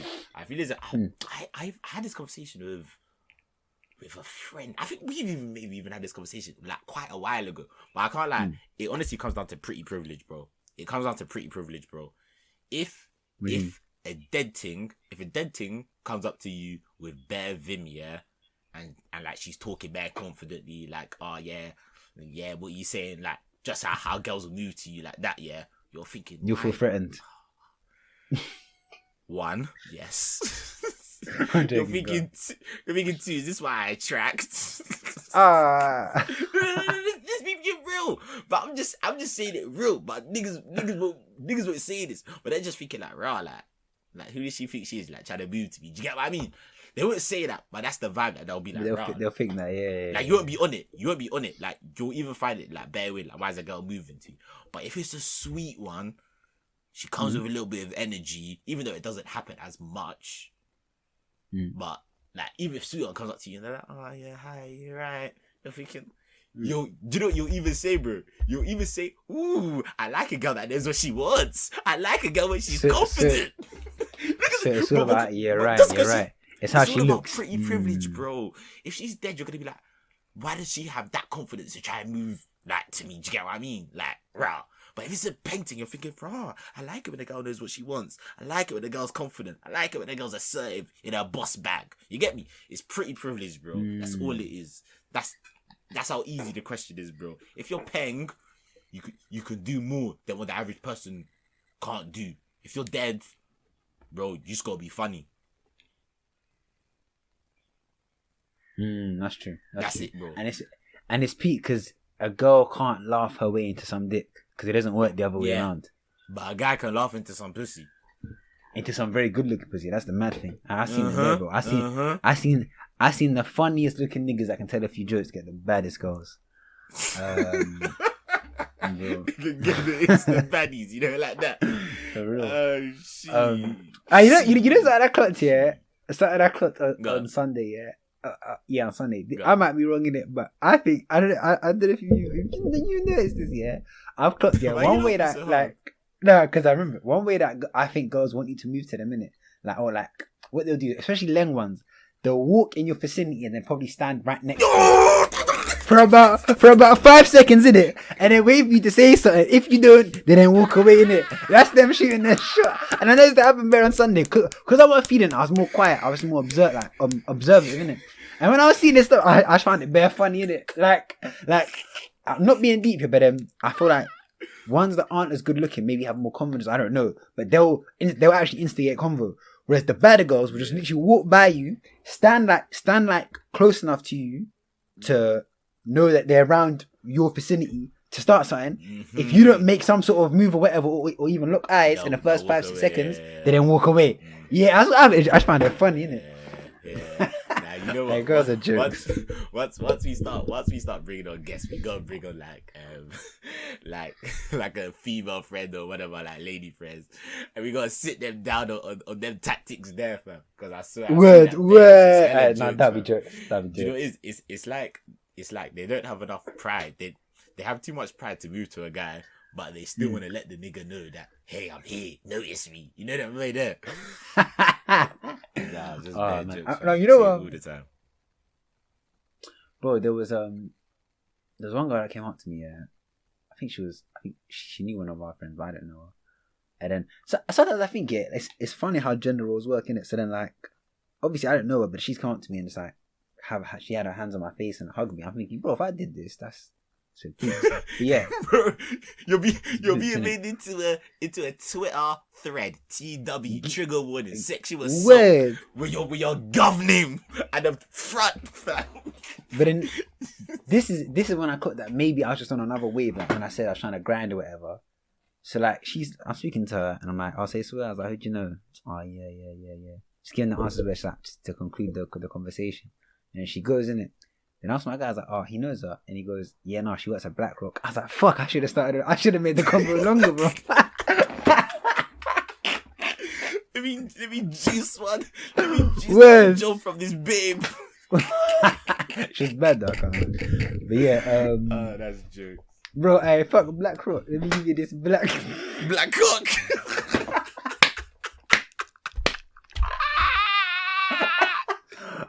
Good. No. Oh, God. Hey, you're actually a menace to society, fam. I swear. Oh gosh. But yeah, no, that was really how that's really how our bank holiday went. I'm trying to think if there's anything else. Oh gosh. Do you know what? I feel like we can move on, really. Yeah, definitely. Yeah. Should I run mine? I've been starving, man. I feel like I've just been so confused. Like, what's going on in the world? What's happening? Do you need some news? Come on. Obviously, Live with T back again, second week. We got another news piece for you, but only the one because I didn't really do that much. I wasn't really reading the news too tough over the weekend and just stuff in general because of just like busy living life and that. But Come yeah, on. Live with T. La la la la la la live your la la la la la la live with T. Yo la la la la la la la la la la la la la la live with T. Yo la la la la la la la. I ain't gonna carry on doing that, but anyway, fucking. So obviously this was actually during the week. Actually, this was like during bro. You know I was even deep in my voice. You know my voice is even like. It's a bit gone from like the weekend just from talking bears. But anyway, that's just me talking on a tangent. But yeah, obviously I was I think like during the week, did you see you know Dominic Cummings? You know who that is? I say he's like an MP or something. He's a yo. Yeah, he was like he was that guy that what's it called? You know that guy that he was basically was on Scandal, I swear. Advisor, innit? And then he had that scandal when during like lockdown he drove to I don't even know where he drove to, probably like Devon or them. Bro, and bro, and what was it for? Pussy, cuz. Anyway, go on. No, he went to go see his family. I mean, he went to go see his parents or something. But then he said he had to drive like 100 miles or something. I'm actually just throwing bare numbers. I actually don't know. But he said he had to drive like 100 miles or something to like, test his eyesight or something. But obviously, so basically, bro, he had to drive 100 miles to empty his nutsack, bro. Man, so fuck that. Yeah, that's how I know you're roasting, fam. Because you just didn't need to say it. Oh God. You just didn't need to say that. This is how you're letting out the stress. This is vulgar. Because you're thinking. Yeah, so obviously, like, during the week, yeah. So for people that don't know, obviously he had that. I'm pretty sure everyone knows about that fiasco that he had like last year during lockdown. And so he used to be Boris's like right hand man. Like he was like a senior like advisor to Boris. So basically like saying to Boris, I think you should do this, I think you should do that. Helped him with Brexit, helped him with a lot of things. People like used to call him like Boris's right hand man with making like all the decisions. Like people used to call like him the brains, and then they would call Boris like the face and like, the joke or sort of a thing. Yeah. Pause. But anyway, basically, he left his job as foreign advisor, like 6 months ago or so, because apparently there was like there was a bit. I think after like the like drama he had with like breaking lockdown and that, there was a bit of like fucking like beef between the Conservative Party, between him and some other people within the party. Apparently, you know how Boris has that young thing on the side. I think they're married now. I don't know. Yeah, I think they got married like. I should have fact checked this, but I'm pretty sure they got married like in like a what are them things that you get married in? Oh wait, it's not a church. It's like a registry office or something like that. That's I don't know. That's it. Yeah, I think they got married or something like that. It was like a small thing. But obviously, apparently her and Dominic Cummings, they didn't get on. Apparently he used to call her like Princess Nuts to like other MPs and that, and why I don't get it. Nuts. I don't know, maybe she's crazy, I don't know. Well, her slut must be breathing. Nuts. You don't even think this guy's starving. This guy's starving, bro. This guy is starving. So obviously he like left his job. Like people say left, but maybe he got that fine. But just to save face, he left. But basically during the week, like I think it was Wednesday or Thursday, he basically had this like deposition at the House of Commons, innit? And it was like a 7-hour long interview, yeah. So it was going on for 7 hours, yeah. And what he basically did, he basically just told like all the tales of what was going on, like in 10 Downing Street, like during the pandemic, and like all the things. Say for example, like all the bad things that the government did, all the failings that they did, like all the shit, all the mistakes that they made with like coronavirus and making decisions. He was basically just spilling all the tea for 7 hours to the House of Commons and just saying that, like Boris did this wrong, they did this wrong, the government fucked us up, like and doing this. So obviously, I think my mum was like downstairs, like watching it, yeah, and like, my mum was like screaming, yeah, oh my god. So I went downstairs, yeah, and I was like, yo, mum, like, what's going on here? She was like, Dominic Cummings, he's just killing Boris. He's killing Boris. He's just speaking. He was like, God help this government. So just Jesus take over. I was busting up in it. So obviously, like I usually listen to a podcast while I'm doing work in it. So obviously I put it on to like just to listen to while I'm working in it. And like, bro, he was just spilling bare tea, bro. As in like bare tea. Like just stuff like, so he was talking about like, you know, in like March 12th when like the first lockdown happened. He was like how so they were basically having like meetings about like the decisions that they're gonna make in like locking down the whole country, yeah. But obviously, you know, them times there, like Iran and the USA were in beef. They were like bombing each other and shit like that. So obviously he was like how apparently like when the government were having meetings to like lock down the whole country, Boris was like, man, loud, I don't have to deal with that, innit? And then he was basically like more focusing on the beef that's happening between Iran and America, but he wasn't dealing with like locking down the country. COVID stuff. Because of like, that was when COVID was like fresh. It was like March 2020, innit? And then apparently, like that same day, like an article came out about like Boris's mistress, apparently about like how their dog needs to be like put in a home or needs to be like moved out of like their house or something. And apparently like his missus was like getting bare annoyed that like the press released like an article like that. So Cummings was saying shit like, like he cared more about an article about his dog than he did about like locking down the country and shit like that, innit? So he was just spilling bare tea. He was saying stuff like, he basically apologized and he was like, we basically made decisions that made like an extra like 10,000 people die, and I'm sorry. Damn. Like he literally said that live. He was like, like the decisions that we made basically made like 10,000 people extra, like unnecessary deaths, and I'm sorry for that. And it, like shit like that, like, I was hearing stuff like that, and I was just thinking like, bro, like that's happened, yeah.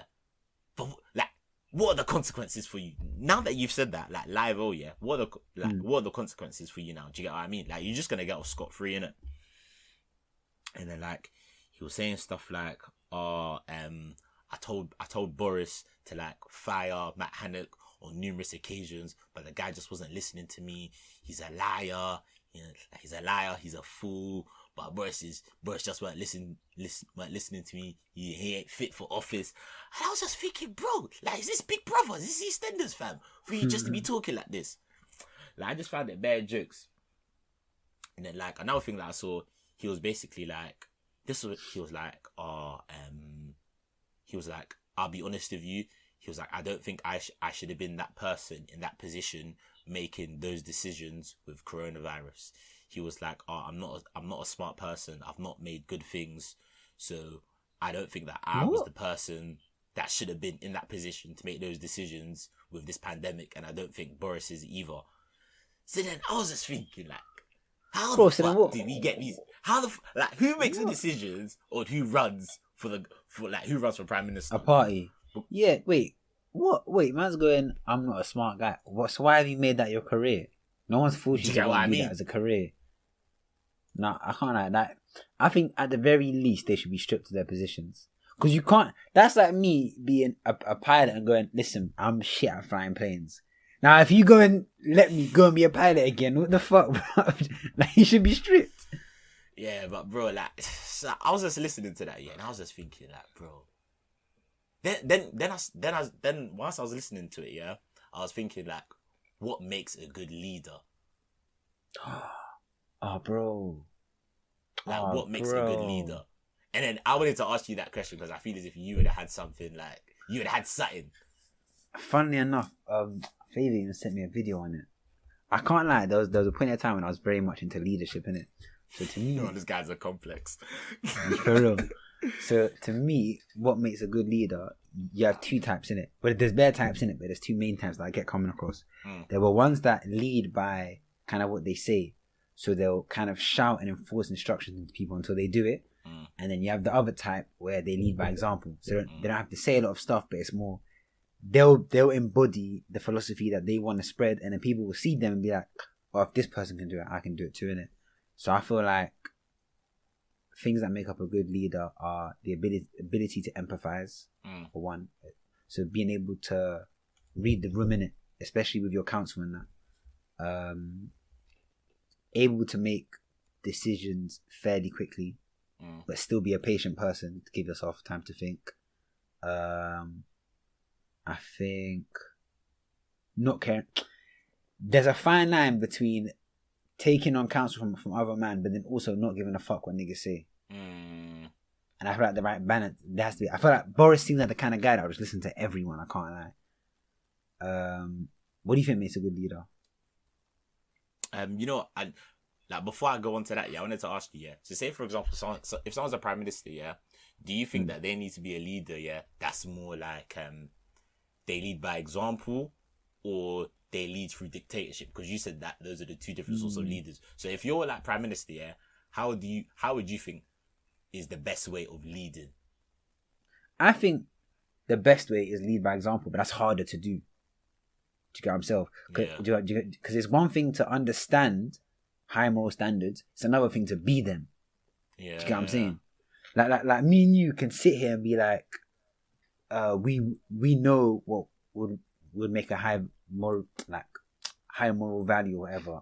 If you do X, Y, Z. Let's say if you practice this every so often, if you eat a certain way, if you do this, it's one thing to say that and know the knowledge, but then another to actually embody that. And I think if you have the discipline to embody it, then your influence can be much more powerful. Do you get me? Yeah. I think I'm trying to think of. Do you think you'd ever become a leader in some capacity? Do you have any yearning for that? Because some men care for it, some men don't.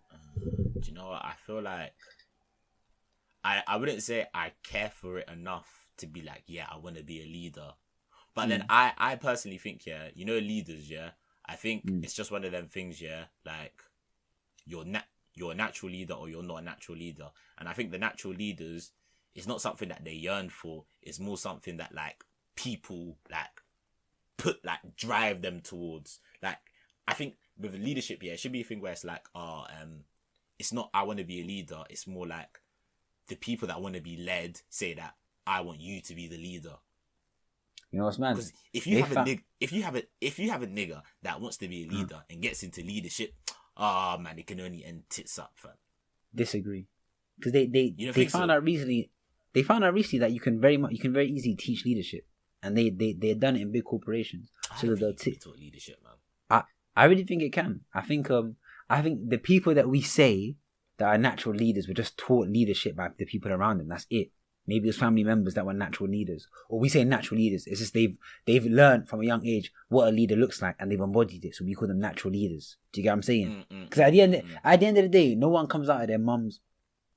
No one is... I was about to move bare derogatory. No one comes out of their mum like a president. Do you get me? That's not how it works. Yeah, true. It's very much definitely something I think that can be taught in it.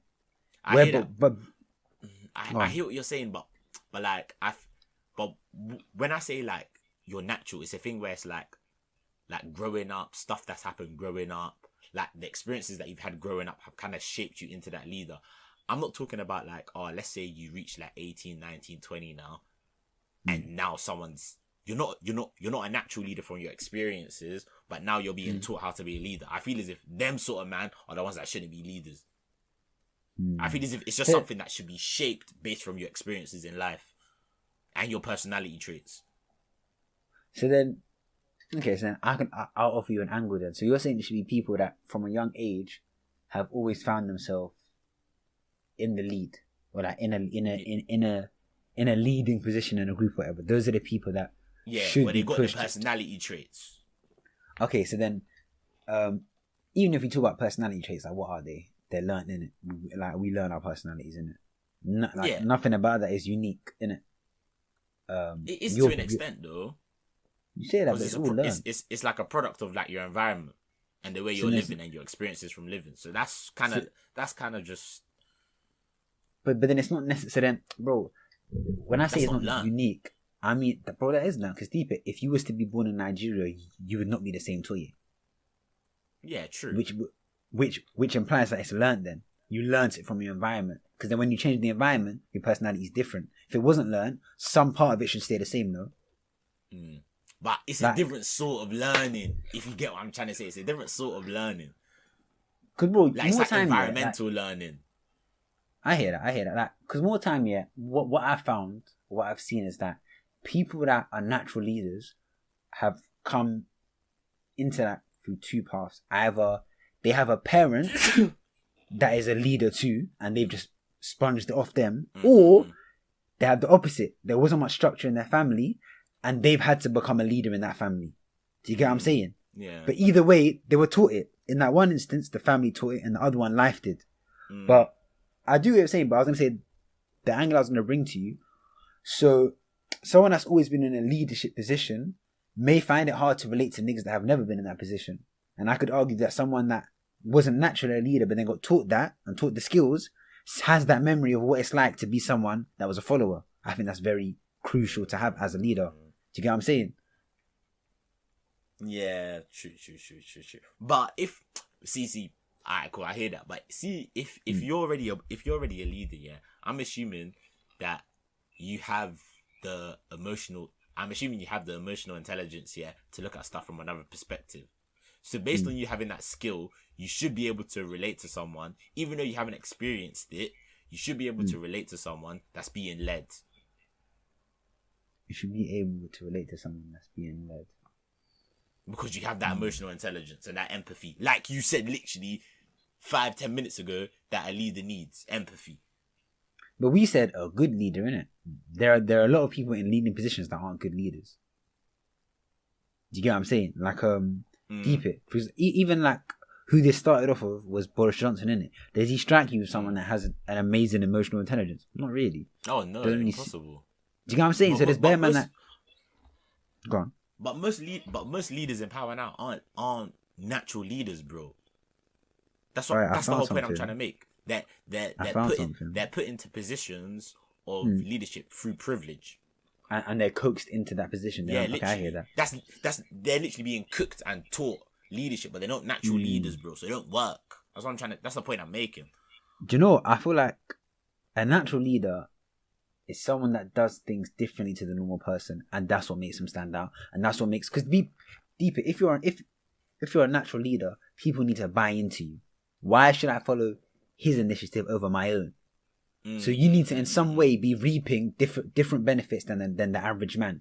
Maybe you're more disciplined. Maybe you do. Let's say you're one of them niggas that wakes up at 5 a.m. or there's an array of different things that people have perceived and gone, you know what? Like, in a sense, yeah, put it this way. A good leader is someone, if you didn't have control over your life, who you wouldn't mind bestowing that responsibility to. That's what I think a good leader is. So I found this thing, and it goes, the 4 pillars of leadership. And I'll ask you, which one do you think is the most important? Go on. So, there's 5. So culture, character, charisma, communication, and a big wood to stick stuff in. You're such a Negro, man. Nah, it's just those. It's just those 4. Obviously not the big one, the big wood one, innit? So it's culture, character, the big dick, charisma, big dick energy there. Pause. We could talk about that, you know, because I've actually had some interesting theories about that. I can't like what big dick energy actually is and how it manifests. Yeah, because bro, energy is my domain. Just be pausing after you say that. Big slobbery dick pause. Whoa.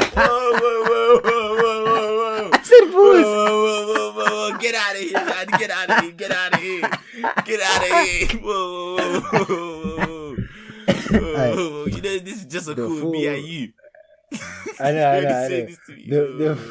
The 4 pillars are culture, character, charisma, and communication. Culture, character, charisma, communication. So wait, the whole. I'll say charisma, you know. That's the most important one. Yeah, I think so. Culture, character, charisma, communication. I think so. Because you know I what? think communication, if, you know. But bro, if someone speaks like with energy and they speak like they know what they're talking about, yeah. Even if they don't, you'll listen. Even if they don't, yeah, you'll buy into what they're saying. You'll buy into what they're saying. True. So that already ticks communication. That already ticks character. And culture, like, you're building a culture through your charisma because that's your brand in a sense. No, I think the way they meant culture. This is what I'm inferring is that if you like understand, if it's a company, you understand the culture of the company. So in our example before, it would be like, you see how I was like, if you don't know what it's like to be led, how are you gonna relate? I think that's what culture means. Okay. Wait, let me quickly say charisma though. I can't lie. There's a question, yeah. So it says, can leadership skills be taught and learned? In it, so I'll read what this guy answered in it. He goes, is it on Quora? It's on LinkedIn, but it did look like Quora. I can't lie. that is such a LinkedIn article question to have. Isn't it? Yes, such a LinkedIn. Yes, leadership skills can be taught and learned. Leaders are not a different breed of people. They are not born to lead, but prepared to lead. That's what you were saying, isn't it? These individuals are motivated to climb the ladder in their organizations and interested in learning emerging leadership skills to be successful leaders. Everyone possesses basic leadership skills, but may not have the specific skills needed to lead a particular group, department, division, organization, business, or industry. World history shows many examples of leaders and leadership skills and styles in early civilizations and the success and failure of various leadership styles. The 7 wonders of the world, for example, Taj Mahal in India, are a good example of successful leadership and project management because these leaders were able to lead thousands of workers over decades to complete the projects that the world still admires. Leadership skills and styles are learned under the umbrella of a culture, and the learning process starts as the children are growing up. In a family, the father and mother, parents are leaders. The children learn the basic skills of leadership from their parents and build their leadership styles when they form their own family units. I like to learn through observing family, friends, and co-workers. I have observed, whenever the eldest grandmother was asked about when she was often used to learn skills. There's a lot of waffle in it. He just goes on saying the 4 C's of leadership are... Bro, this guy needs to learn how to lead a paragraph. This is flipping long. Do you get what I mean, fam? I'm not buying into his course, fam. Word. Second. Not buying into it. Unlearn. So they were like, the first step in becoming a successful leader is recognizing that leadership skills and styles are learned before entering an organization. Second, prepare to unlearn leadership skills and styles that are inappropriate and learn the leadership skills and styles that are appropriate for your chosen business and industry. Third, focus on the 4 pillars: culture, character, charisma, communication. That's basically it. I don't know why I chose him to just look at, but that was short notice. But he just kind of went into the fact that it's taught in it. I can't lie, leadership appeals to me. I'll be real, it does appeal to me. Like I do want to be a leader. Do you think it appeals to most man? I feel as if most people like the idea of being a leader. And I agree. Because of like the connotations it comes with. Yeah. As in like the money, the power, all this other stuff. I think I saw this thing a while ago and it was like, to be the best leader, you have to, it's mad, but you have to want nothing that a leader would want. Only then can you actually lead. Yeah, that was literally what I was saying earlier. Do you know what I'm saying? Literally. Like, I can't lie, bro, I think I'd like to lead. And I think I was kind of pushed into it because I never wanted to have control over people, innit? Because I thought it was a toxic thing. But as I've got older, I've realised that it can actually be good to lead people and like tell people what to do. Like if you're, but only if you make sure that what you know is actually right and you've tested it. You're not just forcing your untested vision on other niggas. Do you get me? Bare agendas just flying around on. Yeah, I sort of feel like Bear Man do. But what were you even saying? How do we even get onto the topic of leaders? I was when Cummins was saying how he didn't even think he should have been in that position and stuff like that. Bro, I always think all of them, man, like, as you said, they're coaxed from a young age and from a certain echelon of society, innit? They're always going to be closeted, innit? And I feel like they're always going to lack that experience to have real leadership. They have leadership in a vacuum. Yeah, because they actually don't know what the average person is like. So how can you lead someone that you're so out of touch with? And more time, they probably haven't been in many situations that are bare rough that you would want a leader to go through. You want them to go through certain rituals to come out tougher than the average man. And then that's what earns. Yeah. Like, bro, I love... Go on. So, like, they know what it is being down in the dumps and having to pick themselves back up. Exactly, because I when think... everyone's down in the dumps, he's going to pick you up, the leader. You get me? Exactly. But yeah, can you ever see yourself leading? I asked you before, but you didn't really answer. Mm-hmm. I feel like you have I think you have the communication. I think you have the charisma. What was the other two? It was communication, charisma, culture. Character. I think you have all four. I just feel like you probably wouldn't be bothered. This nigga's just stroking my cock. That's alright. Pause. No, but am I wrong? I feel like you have all the traits to make you a leader, but I feel like you ain't bothered to do that. Do you get what I'm saying? Yeah, I hear you. Because you know how you have some men, as that you were describing, that they want to lead, but maybe don't necessarily have a natural start. Whereas I feel like you're the opposite. I think you have a natural start, but maybe that's just never really thought. Like, it's never crossed your mind to be like, yeah, I want to be a leader of men. Yeah, I hear you. Maybe there's some men that tune in just to listen to you. And they're like, I like the way he talks. Like, lead me. Like, what should I do next? My acolytes. Right. But yeah, no, it's interesting. I feel it's something that I thought about, but I wouldn't say like it's a passion. But then I suppose that's a good thing. If I ever wanted to be a leader, I don't think it should be a passion when you're to lead. Like, if it is, then you got some power fucking complex. Do you get what I mean? Not necessarily. I think someone can have a healthy passion for it. Because deep it, you don't become a good footballer without having a passion to want to become a footballer, do you? Some men are naturally gifted at it, yeah, but you have to have that integral passion to push you to learn more about it. I think it's the same with leadership. But that's different, bro. That's different. That passion... I think they're both sports.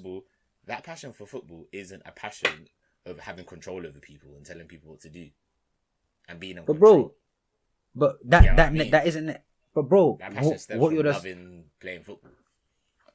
But what you're describing isn't necessarily leading. It's the toxic side of it. Do you get what I'm saying? Like, you go in wanting to have control over people. That isn't what true leadership is. True leadership should be, you want to lead people into the right way, or you want to help. I think at the very core of it, a good leader, their core should be, I want to help. As opposed to, I want to control it, as you were saying. Do you get what I'm saying? It's all about what your intentions are when you're going into it. Mm. Yeah, and I feel like the reason why I say is, I think it's good to have a passion, because then that person will be more likely to read into many different leadership styles and go and research there and then refine their own leadership style. Do you get me? Yeah, I hear you. It just depends what the sort of passion. It depends what, like, the type of passion you want to get from leadership is, or the passion that you have for leadership is. As long as it's the good part, then you're saying like, so you're basically saying it basically hangs on where does it stem from? Where does the reason for wanting to lead stem from? Does it stem from a place where it's I want to help those people, or does it stem from I have this ego thing that I want to fill? I want everyone to be under. I want everyone to be my subjects, so I can have sex with a secretary, whatever reasons they want to use that powerful. She can't do anything. But anyway, let's wrap it. Yeah. Did you have any more? But nah, I actually don't. But that was mainly it. Like, if you actually want to watch it, like, bro, I was tuning in and out of it. Like, I would listen to like 30 minutes, then I'd be like, like, he's just repeating the same stuff. Then I'll tune in after like another 30 minutes. Because, bro, he was talking for time. I was thinking, bro, like, are you tired? Don't you need to take a break? Boy, he just snitching. Bro, 7 hours. Bro, he was singing, bro. There was even one point I was thinking, bro, this guy might need protection for a couple of months, you know, because, boy. Because the stuff he's saying. You get what I mean? But anyway, fam, let's move on from. One sec. Anyway, If we're while moving on, let me you get ready your thing, yeah. Well, I can't hear you. I need to turn on my light. I was just about to say I need to charge my laptop, bro. You know, man's on like Keep them warm. man's on like 10. One sec. man's on like 10%, bro. I need to charge my own laptop. Where you going? I'm This back. guy can't even hear me. Oh, I can now. Yo, I'm gonna go get my charger in it. I'm on like 10%. Go on. I'll keep the listeners. Literally, it's like 10 seconds. Calm. So yeah, guys, it's just me now. When he said Favor, Toye is gone. But no, do you know what I was thinking of Favor? Shout out to Favor, innit?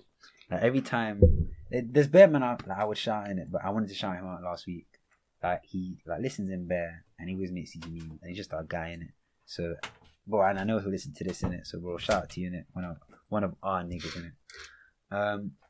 So yeah, today's young. Whoa! Did you hear that? You guys heard that? What's wrong? Oh, you can't hear me. Farted again. Oh my days! It was Wait, can you wet. hear me? Can you hear me? Yeah, I can, but my earphones out there, did it? But Oh, okay, I hear that was a bad one. Fuck. Yeah. So speaking of like people that like tune in and like speak to us, What were you saying? someone actually, I was saying I gave a quick shout out to Favor in it. I just felt like it, because he's always listening in it and then making that memes and that. He's just our guy in it. Like he was actually saying like he really likes it in it. So just our nigga in it. So speaking of people that like tune in and stuff and like talk to us, another one is Candice. And see, I've been wanting to do this Young Sage segment for a while, and it was just funny that 2 weeks ago she popped up asking about the same thing. Yeah. But obviously last week it was the Palestine and Israel conflict, so I moved it along to this week. So one sec, let me get the sound effect. Could have planned this better, mate. One sec. On fire. So today's today's Young Sage segment is about semen retention. Yeah, and if you couldn't tell, that audio file was just a guy nutting in it. So today it'll be about semen retention and some of its perceived spiritual connotations and connections to it. So I'm quite close to this because I was gonna actually prolong this until I was 90 days into it, but right now I'm about, let me check, I've got a little day since I'm 56 days into it. So the way I came into it, there was this movement that I've always heard about called NoFap, and it's basically these people that are just trying to get people to stop masturbating, really. And these are some of the perks that happen apparently when you, well, not apparently, something that I've actually felt when you I guess go along with this, innit? So first I'll just say what it is, as in just semen retention. Obviously it's just retaining your semen, not nutting, whether it be into a girl or into a tissue, whatever. So some of the perks that come with it are so number one, female attraction. So apparently when you hold in your nut, and it becomes a thing where girls become more attracted to you. They just sense something about you. So I started thinking, I was like, why is this happening? And I can't lie, they said it happens roughly around, I think they said it maybe about 30 days in, maybe even less. Like when so you're thinking, why hasn't it kicked in yet? For real. Like I will say, I did notice they were like it's weird, isn't it? They were like more girls will start looking at you, and I was like, well, I noticed that happened, but I don't know if that's only because I was consciously looking for it. Do you get what I'm saying? But so that my rationale to that is, well, when you're holding it in, I think girls in an innate sense can just sense virality. They can sense maybe testosterone, or they can sense it in a man. Maybe it's a mating thing, and maybe when you hold it in for a while, the energy you resonate is just different. They can just sense there's something. There's a glow about you. Go on. Do you think also it might be just like maybe like just the way you start carrying yourself? Maybe you got more like your chest is out a bit more. Maybe you got a bit of a spring in your step sort of a vibe. So then they notice that spring in your step, and they start looking at you a bit differently, sort of a vibe. I think they're definitely connected, because even my third one was increased confidence. So the second one is a boost in energy. See, I felt that, like, especially at the end of my first week, oh my God, the energy was mad. Like, I was so high on energy. And they were like how you won't get that feeling back for a while. After that first week, your energy goes up and down after that. And that's what's been happening to me. And your downs will be your flat lines. That's when you have these little isolated periods of kind of like depression or anxiety. And it's just basically the brain, after a while, once it realizes, okay, this guy's actually stopped like beating his meat and like watching porn, it does this thing where it tries to get you to do it. Yeah, it's sick, innit? So it makes you feel anxious in that and down, so you're more likely to relapse. It's mad how the brain works, innit? Somewhere I've got the actual timeline up. One sec. So like you kind of know about where you are and stuff like that. And funny enough, like I've been quite consistent with the timeline. Maybe a bit quicker because I've been engaging in habits that move it along. I'll explain what they are in a second. One sec, guys.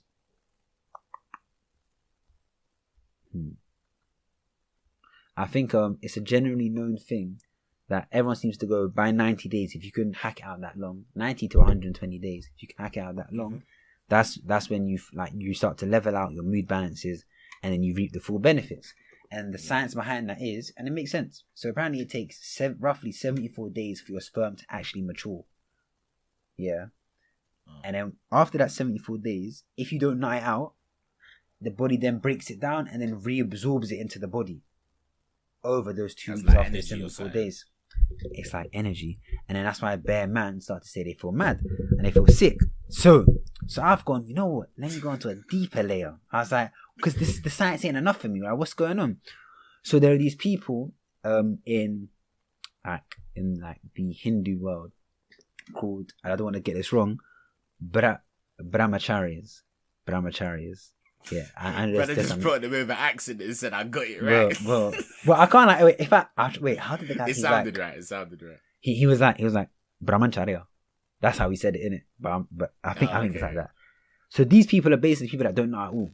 They give their, and it's, you have to remember, what's funny is, have you noticed across all religions, what's the main thing that the highest people in their religions usually have to do? Celibacy, you know. Celibacy. So it got me thinking, well, clearly celibacy seems to have this mad link to spirituality. Yeah. And in the Western world, like Christianity, it kind of stops there. It just says you shouldn't do it because of X, Y, and Z. And from young, we're told, yeah, you shouldn't do this and you shouldn't waste your seed. But no one really told us why. Like, okay, but why though? Is it? I think a lot of people have been struggling with just the morality of it. So they go, so am I only not meant to nut because God says it's wrong? And for a lot of people, that why isn't enough. Like, I've got friends who were like practicing quite heavily in religion, innit? Especially Christianity, but they couldn't get themselves to stop like beating their meat because their why wasn't strong enough. It's not a strong enough why for someone to be like, you shouldn't do it purely because someone says it's bad. That's not gonna drive you. Do you get me? So the Hindus have a whole different perspective of it, and I think it's amazing. So they have these things called, as I said, brahmacharyas, and there is a concept within Indian religions that literally means to stay in contact with one's own soul. In yoga, Hinduism, and Jainism, it generally refers to a lifestyle characterized by sexual continence or complete abstinence. Yeah. So they basically said, yeah. So do you know about? I probably mentioned it before. Chakras, innit? Yeah. So the chakras, yeah, they're like wheels in your body, innit, where energy is able to flow through. So the first one, your Manipura, your root chakra, yeah, is kind of by your pelvic floor, innit, kind of around your genitalia, yeah. Then going up, you have kind of in your belly button, your sacral chakra. Then in kind of the middle of your, like just above your stomach, your solar plexus. Then in like the middle of your chest, your heart. Then in your neck, your throat. Then between your eyebrows, your third eye, and then at the top, your crown. So their understanding is this energy, if you're able to get it to flow upwards and unlock each one, you then experience a different state of consciousness when each one unblocks. So they say the energy is your semen. You have to hold that and it takes about 60, 70, 80 days for it to store in your root and then start moving up. So then I clocked, I was like, so then what happens when you start doing it? They were like, how? So they go, those who develop strict brahmachari develop a strong memory and a remarkable capacity for understanding. Yeah? So it got me thinking, so then is that why some of the smartest people ever were virgins? Like some of like the most mad smartest people ever, they never bust their nut. Because they say after 12, 13 years of doing that, you develop some weird nerve which gives you impeccable memory and understanding. And maybe that's why they were able to do mad innovations that no one else could think of. And also they were like, so that sexual energy, they say it's the most potent thing ever. And it can either be, they say the deadest thing you can do with it is make a child. That's the lowest form of what you can do with it. Yeah. Like the lowest form of what you can do with that energy while it's in the root chakra is just nut it out. But they're like, if you allow it to build and slowly move up, you start to experience mad differences. So like these brahmacharis have been like clocked. They're like, these men barely sleep, but they have the most energy. They're able to do mad shit. They were like how if you're able to get the energy to go up, you can turn it into an energy source known as ojas. Yeah. And ojas is something where it's like it puts you into a different level of understanding the more you have in your body. And you see how I was saying, so sexual energy is the most powerful type in it. So you can transmute it, and that's what you're meant to do. You can either transmute it into creative energy, into a creative medium, or into spiritual energy. Then that's when I clock. So what these men who are celibate for all their life or whatever, and these priests are doing, then transmuting it into spiritual energy to get closer to God.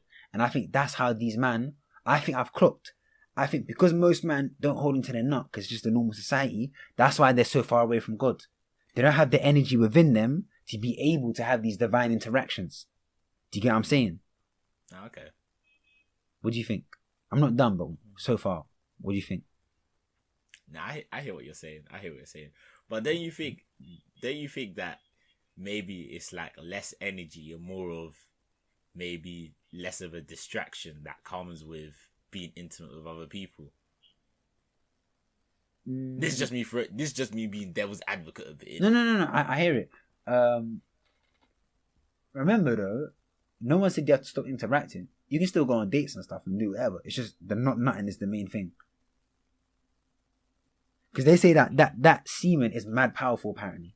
Like because in the way it can create life, no, it's calm. In the way that it can create life, if you can wait and be patient, break it down. Apparently the stuff that starts to happen is brazy in it. So that the list of other stuff was boosting energy, increased confidence, increased self-control. I would definitely say I feel like my self-control has gone up. Like I found it a lot easier to do stuff. You are practicing self-control indirectly though, to be fair. By not doing it. Yeah, so that does actually make sense, yeah. Some things that speed it up are fasting, cold showers, meditation, what else? Of course, innit? Yeah, of course. And I think just eating certain foods. Now I got a friend to do it with me as well, innit? Because one lab rat is never enough. You need more than one to see. You need to have a sample size. Exactly. And funnily enough, they felt the same things, but I even more accelerated pace than I am. But that's because they're a girl. Oh wow. And apparently they get double the changes in half the time. So yeah, sharp memory is another one. Strong hair and nails.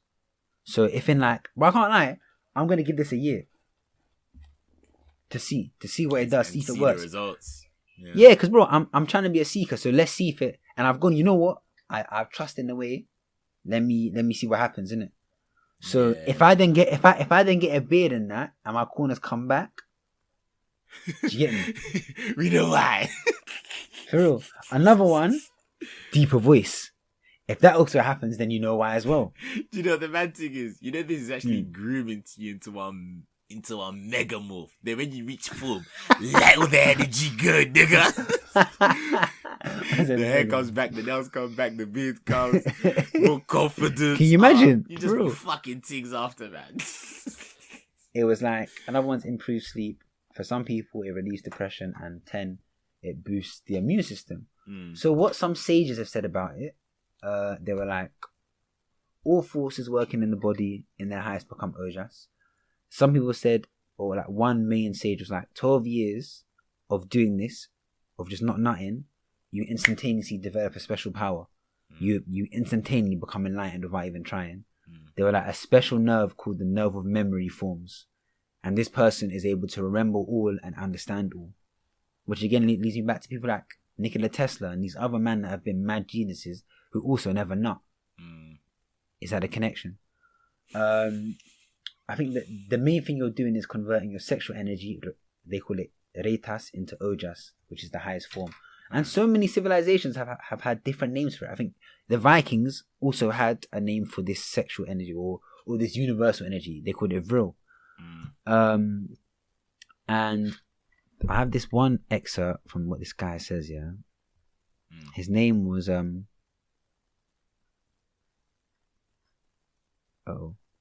one sec, guys. Yeah, no worries. You good. Oh shit. You know what you should do? Before we start our before we start recording, you should have all your tabs open, maybe. No, I had it up, but I scrolled up, so I don't know which bit I was looking at. I think it's this bit. So okay, here we go. Look, so there's this guy called Swami Vivekananda, and he was like an Indian Hindu monk and a chief disciple in the 19th century of the Indian mystic Ramakrishna. He's just very big in Hinduism, innit? So he said this thing, and he goes, "The great sexual force raised from animal action and sent upward to the great dynamo of the human system, the brain, and there stored up becomes ojas, or spiritual force. All good thought, all prayer resolves a part of that animal energy into ojas and helps to give us spiritual power. This ojas is the real man, and in human beings alone is it possible for this storage of ojas to be accomplished. One in whom the whole animal sex force has been transformed into ojas is a god. He speaks with power, and his words regenerate the world." The yogi pictures this serpent. The yogi pictures this serpent as slowly being lifted from stage to stage until the highest, the pineal gland, is reached. That's the bit in between your eyebrows. No man or woman can really be spiritual until the sexual energy, the highest power possessed by man, has been converted into ojas. No force can be created, it can only be directed. Therefore, we must learn to control the grand powers that are already in our hands, and by willpower make them spiritual instead of merely animal. Thus it is clearly seen that chastity is the cornerstone of all morality and of all religion. In Raja, yoga especially, absolute chastity in thought, word and deed is sine qua non. I think it means like imperative. The same laws apply to the married and the single. If one wastes the most potent forces of one's being, one cannot become spiritual. So, taking that into account, it makes sense to me why our society is so out of sync with spirituality. Because niggas are busting nuts at a rate that's never been seen before. Ever. Do you really think niggas in the 1800s were busting nuts the way we are? Nah. I think they were, you know. I can't lie. I feel like bro, don't be... Bro. Do you think they had... Bro. Do you think they had high speed porn the way we have it now? Of course niggas are beating it. This guy feels like I'm attacking his ideology. No, but bro, that's just dumb. Because deep it, if in this day and age you have them times, bro, and but I'm talking but the rate at which they're releasing the seed was different, bro. Because now porn, like the world is definitely way more sexualized now than 100 years ago. That's just facts. Do you get me? Because it's even become an industry in and of itself. It's everywhere. And that's obviously promoting, like, bro, do you really think us would have started beating our meats in year 7? Bro, I would not. The only reason I started beating meats because I found out about porn. And I think that's the same for most men. And then it got me thinking, mate. Go on. I don't know. I can't I don't lie. want to talk it because I actually don't know the history behind porn and that, innit? So I don't want to say something when I don't have facts behind it. Bro, it's a conversation. Speak your mind. No, but I don't like speaking on stuff when I don't know the facts behind it. Do you get what I mean? I have no evidence to back it up. Like, because they say that porn, it's so hard to find anything as stimulating as that. That's why it's probably one of the most hard-rooted addictions, isn't it? So, for me, yeah, I've gone through 2, I feel like, maybe one definitely, but maybe 2 hard lines, innit? And I'm in that 7 to 9 week period, innit? That's where apparently your brain starts to rewire itself because it goes, damn, I'm really not getting any more porn.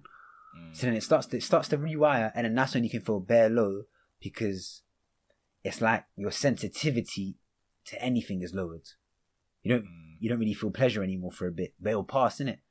So I'm waiting to at least 120 days in it, or 90 to 120 days in it, and that's when the root chakra will start to get it moving, because then it'll get broken down at day 74, reabsorb back in. Then that's when I finally have energy to play about with. So deeper, I've been meditating but with no energy, so it's kind of like having a car with no petrol. I ain't really been doing much. It's like I've been fixing up the car, getting it ready to move, but I never had no petrol. So now finally I've learned, okay, this is the petrol. And bro, I'm doing this research for AOF, innit? So if in like, let's say when I hit the 120 days, I go, bro, life has been amazing. Life is maybe for real, like, maybe for some man they'll be like, you know what? I'll give it a try then. Yeah. Because I can't lie. When I try to stop, bro, I've tried to stop like, at least 100 times. Bare times I tried to stop, and bare man think they can stop. When you say stop, what do you mean by that? I don't know. Just not beat my meat or not nut for a while. Oh, okay. And bare man will be like, I think I could do that. I implore you, man, listen to try it. Try and go a week without not nutting and see what happens, and then tell me if you don't have an addiction. Because I'm just gonna come back with bare white cream on their hands saying, "I'm sorry." But yeah, that's really it. It's more of a shorter one today, isn't it? Any 5 points to take away? I think the takeaway is this: if you're trying to be spiritual and you've consistently found that you just haven't been able to make that connection, I'd say give this a try. Or maybe just assess. If you're someone that nuts a lot and you're struggling to be spiritual, maybe that's why, because they're contradicting goals. Do you get what I'm saying? So all these spiritual, regardless of religion, they always seem to share the same sentiment of chastity. Do you get what I'm saying? So now I see it as like spiritual petrol for whatever you want to do. Because like Bear Man, when I was looking at this NoFap thing on Reddit, innit, Bear Man were going like, I wasn't spiritual, but I've been doing it for like 90, 100 days, and I've been feeling the maddest stuff, which kind of backs up. So these men weren't even looking for anything spiritual. They weren't even spiritual people to start off with, but in retaining that energy, like NoFap and what I'm saying is different, isn't it? This whole energy chakra stuff is me bridging the gap, but in the NoFap Reddit stuff, if you look at it, they're only approaching it from the logical side. I've done this practice and this has happened to me. But you're seeing similarities between the two. Exactly, which is making it make more sense to me. So yeah, right now I'm on like 56. Apparently it gets good at 60, 65, and then banging at like 90 to 120 in it. But yeah, I'll keep you man informed. And that was really the Young Sage segment, innit? For that bit, innit? Do you have anything to say about it? Nah, I suppose it just would be a thing where we'll see it. Yeah, we'll maybe clocking in like maybe like a month, 2 months, like on a monthly catch up to see how the lab rat's doing. do you know, like, I can't lie, yeah, I'm actually not trying to nut in it. So then, like, well, if guys are hearing this, I'm being real about this. I'm not trying to nut in it. So get away from me, heathens. You know some girls even take it as a challenge, you know, like that. I want to see what he really means. You know them guys, man. You gotta get away what's from it? Man. Like, bro, Bear Man say, if you want to get like mad motivation to achieve stuff, they will like do it for a while and see what happens. So even fuck spiritual. If you felt like you've been in a rut, I'd say try it out, innit? But I'll be real though, it sucks for a while. Like there's a few weeks it just sucks. Like you're down in it. Go on. Nah, go on. I'll say after you say what you're saying. I was gonna say you're just bare down in the dumps. You just have to remember that's your brain trying to get you to relapse. Because deeper, I've been doing this, and most of them have been doing this from like 13. Niggas have been junkies. We'll call it what it is. Junkies getting our dopamine fixes. And then why do you think them same man have gone and then indulged in drugs as well? That's for another day, innit? That's a bit of an exaggeration, but I hear what you're saying. Wait. Pause. Wait, how so though? No, it's a bit of an Wait, but how so though? Because it works in the same way in the brain. Your neurotransmitters get stimulated the same way. You can't say niggas. It's a drug. You can't say niggas get addicted to wanking, then they get addicted to drugs after. Like, come on. No, but no. I can't. It's not. No. You can't say that. You can't. It's not. No, but it's not a guarantee. No, it's not a guarantee, but it's a likelihood. If someone's already addicted to one of things, the studies show that they're likely to get addicted to another, because the pathways have already been made up. Yeah, what I'm saying isn't cap. That's not cap. I hear that, but I think it's a bit of a reach. Like, it's only a reach. But it's a reach. There's substance, but it's a reach. It's only a reach to niggas that don't want to acknowledge that masturbating is a drug. Because it is. No, wait, but It it's is a drug. No, it is to an extent, but it's still it is relatively healthy if done in moderation. Disagree, and I disagree. This with me playing devil's advocate as well, though. But no, true, I think it is to an extent. Because that deeper, yeah, we define healthy as what we've been told by medical practitioners. Isn't it? Oh, That's here what. we go. Oh God, we're about to sign off. But because deeper, yeah, they'll be like, oh, don't beat your meat. No, they'll be like, beat your meat so you don't get prostate cancer. So you don't want it to build up. You know, apparently after a while, there's a pressure that you start to feel in it, like just under your ballsack in it, in your epididys or something. It's like a gland. Brother Apparently, just made up a body part. Brother just made up a body part to fuel the agenda. do you know what? Put it this way, yeah. I'm gonna wait and see it, and I'm gonna let you man know in it. But when we do the visuals, and I've got a mad beard, and my voice is like 3 octaves deeper, you get me? You get me? You know the pattern. Word. And I'm saying like 3 words, and like things are just quivering. We're seeing it. But quivering for what? You got bussy on that. You got me bussing blanks. I'm joking. I was seeing it. They were like, but apparently, wet dreams don't count. Oh, you found a little loop already. You have. You know, because I found that weird as well. I was like, how come? They were like, how apparently in a wet dream, not much comes out, as opposed to if it was a willful. Like it's more like, let's say there's like a liter of nut. Yeah. When you have a wet dream, like a bit of the top will come off. Yeah. But yeah, I'm gonna try it, and then you never know. Maybe something will happen to me, and you'll be like, right, I might try it too. Or they'll just feel a different vibe in you, sort of a thing. Like they'll feel something different about you. They can't put their finger on, sort of a thing. We'll see in it. I have a feeling. I think it's gonna go on for a while. I can't lie. Yeah. Like I'm partly for AOF, but I'm just intrigued, isn't it? Partly for yourself. But yeah, that's well. really it. Apart from that, is there anything else to add? Nah, not really. Probably wrap it up. Calm. Next week, obviously, we'll be more back to normal. We'll have a topic. This week, the bank holiday just shattered us, innit? Bro, even like throughout this episode, like obviously we've come with tired, vibes, innit? but the vibes haven't been vibes. It's just been vibes. But yeah, it's calm. It's good. Like it was cool though. Like if you made it to this point, thank you. Thanks for listening again to another episode. As I said, next week we'll be more back into our AOF structure that you have come to know. I should leave it to T now, innit? Yeah, but yeah, that's another episode wrapped, another episode chopped, another episode finitoed. It's been a good one. Season 1, episode 8. You know the vibes by now.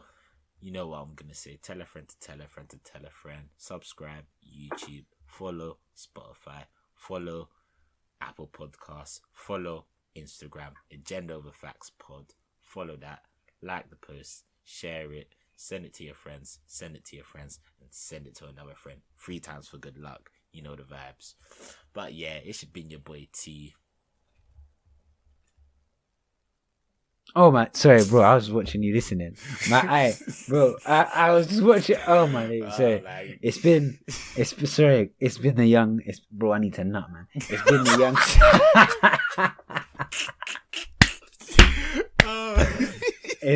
It's been the young Sage Fanuel. And it's been another week, another episode. Hopefully everyone had a good bank holiday weekend. But we're back to the rat race now. Back to life. Back to reality. But yeah, you know how I get. Season 1, episode 8. We back next week. Bow.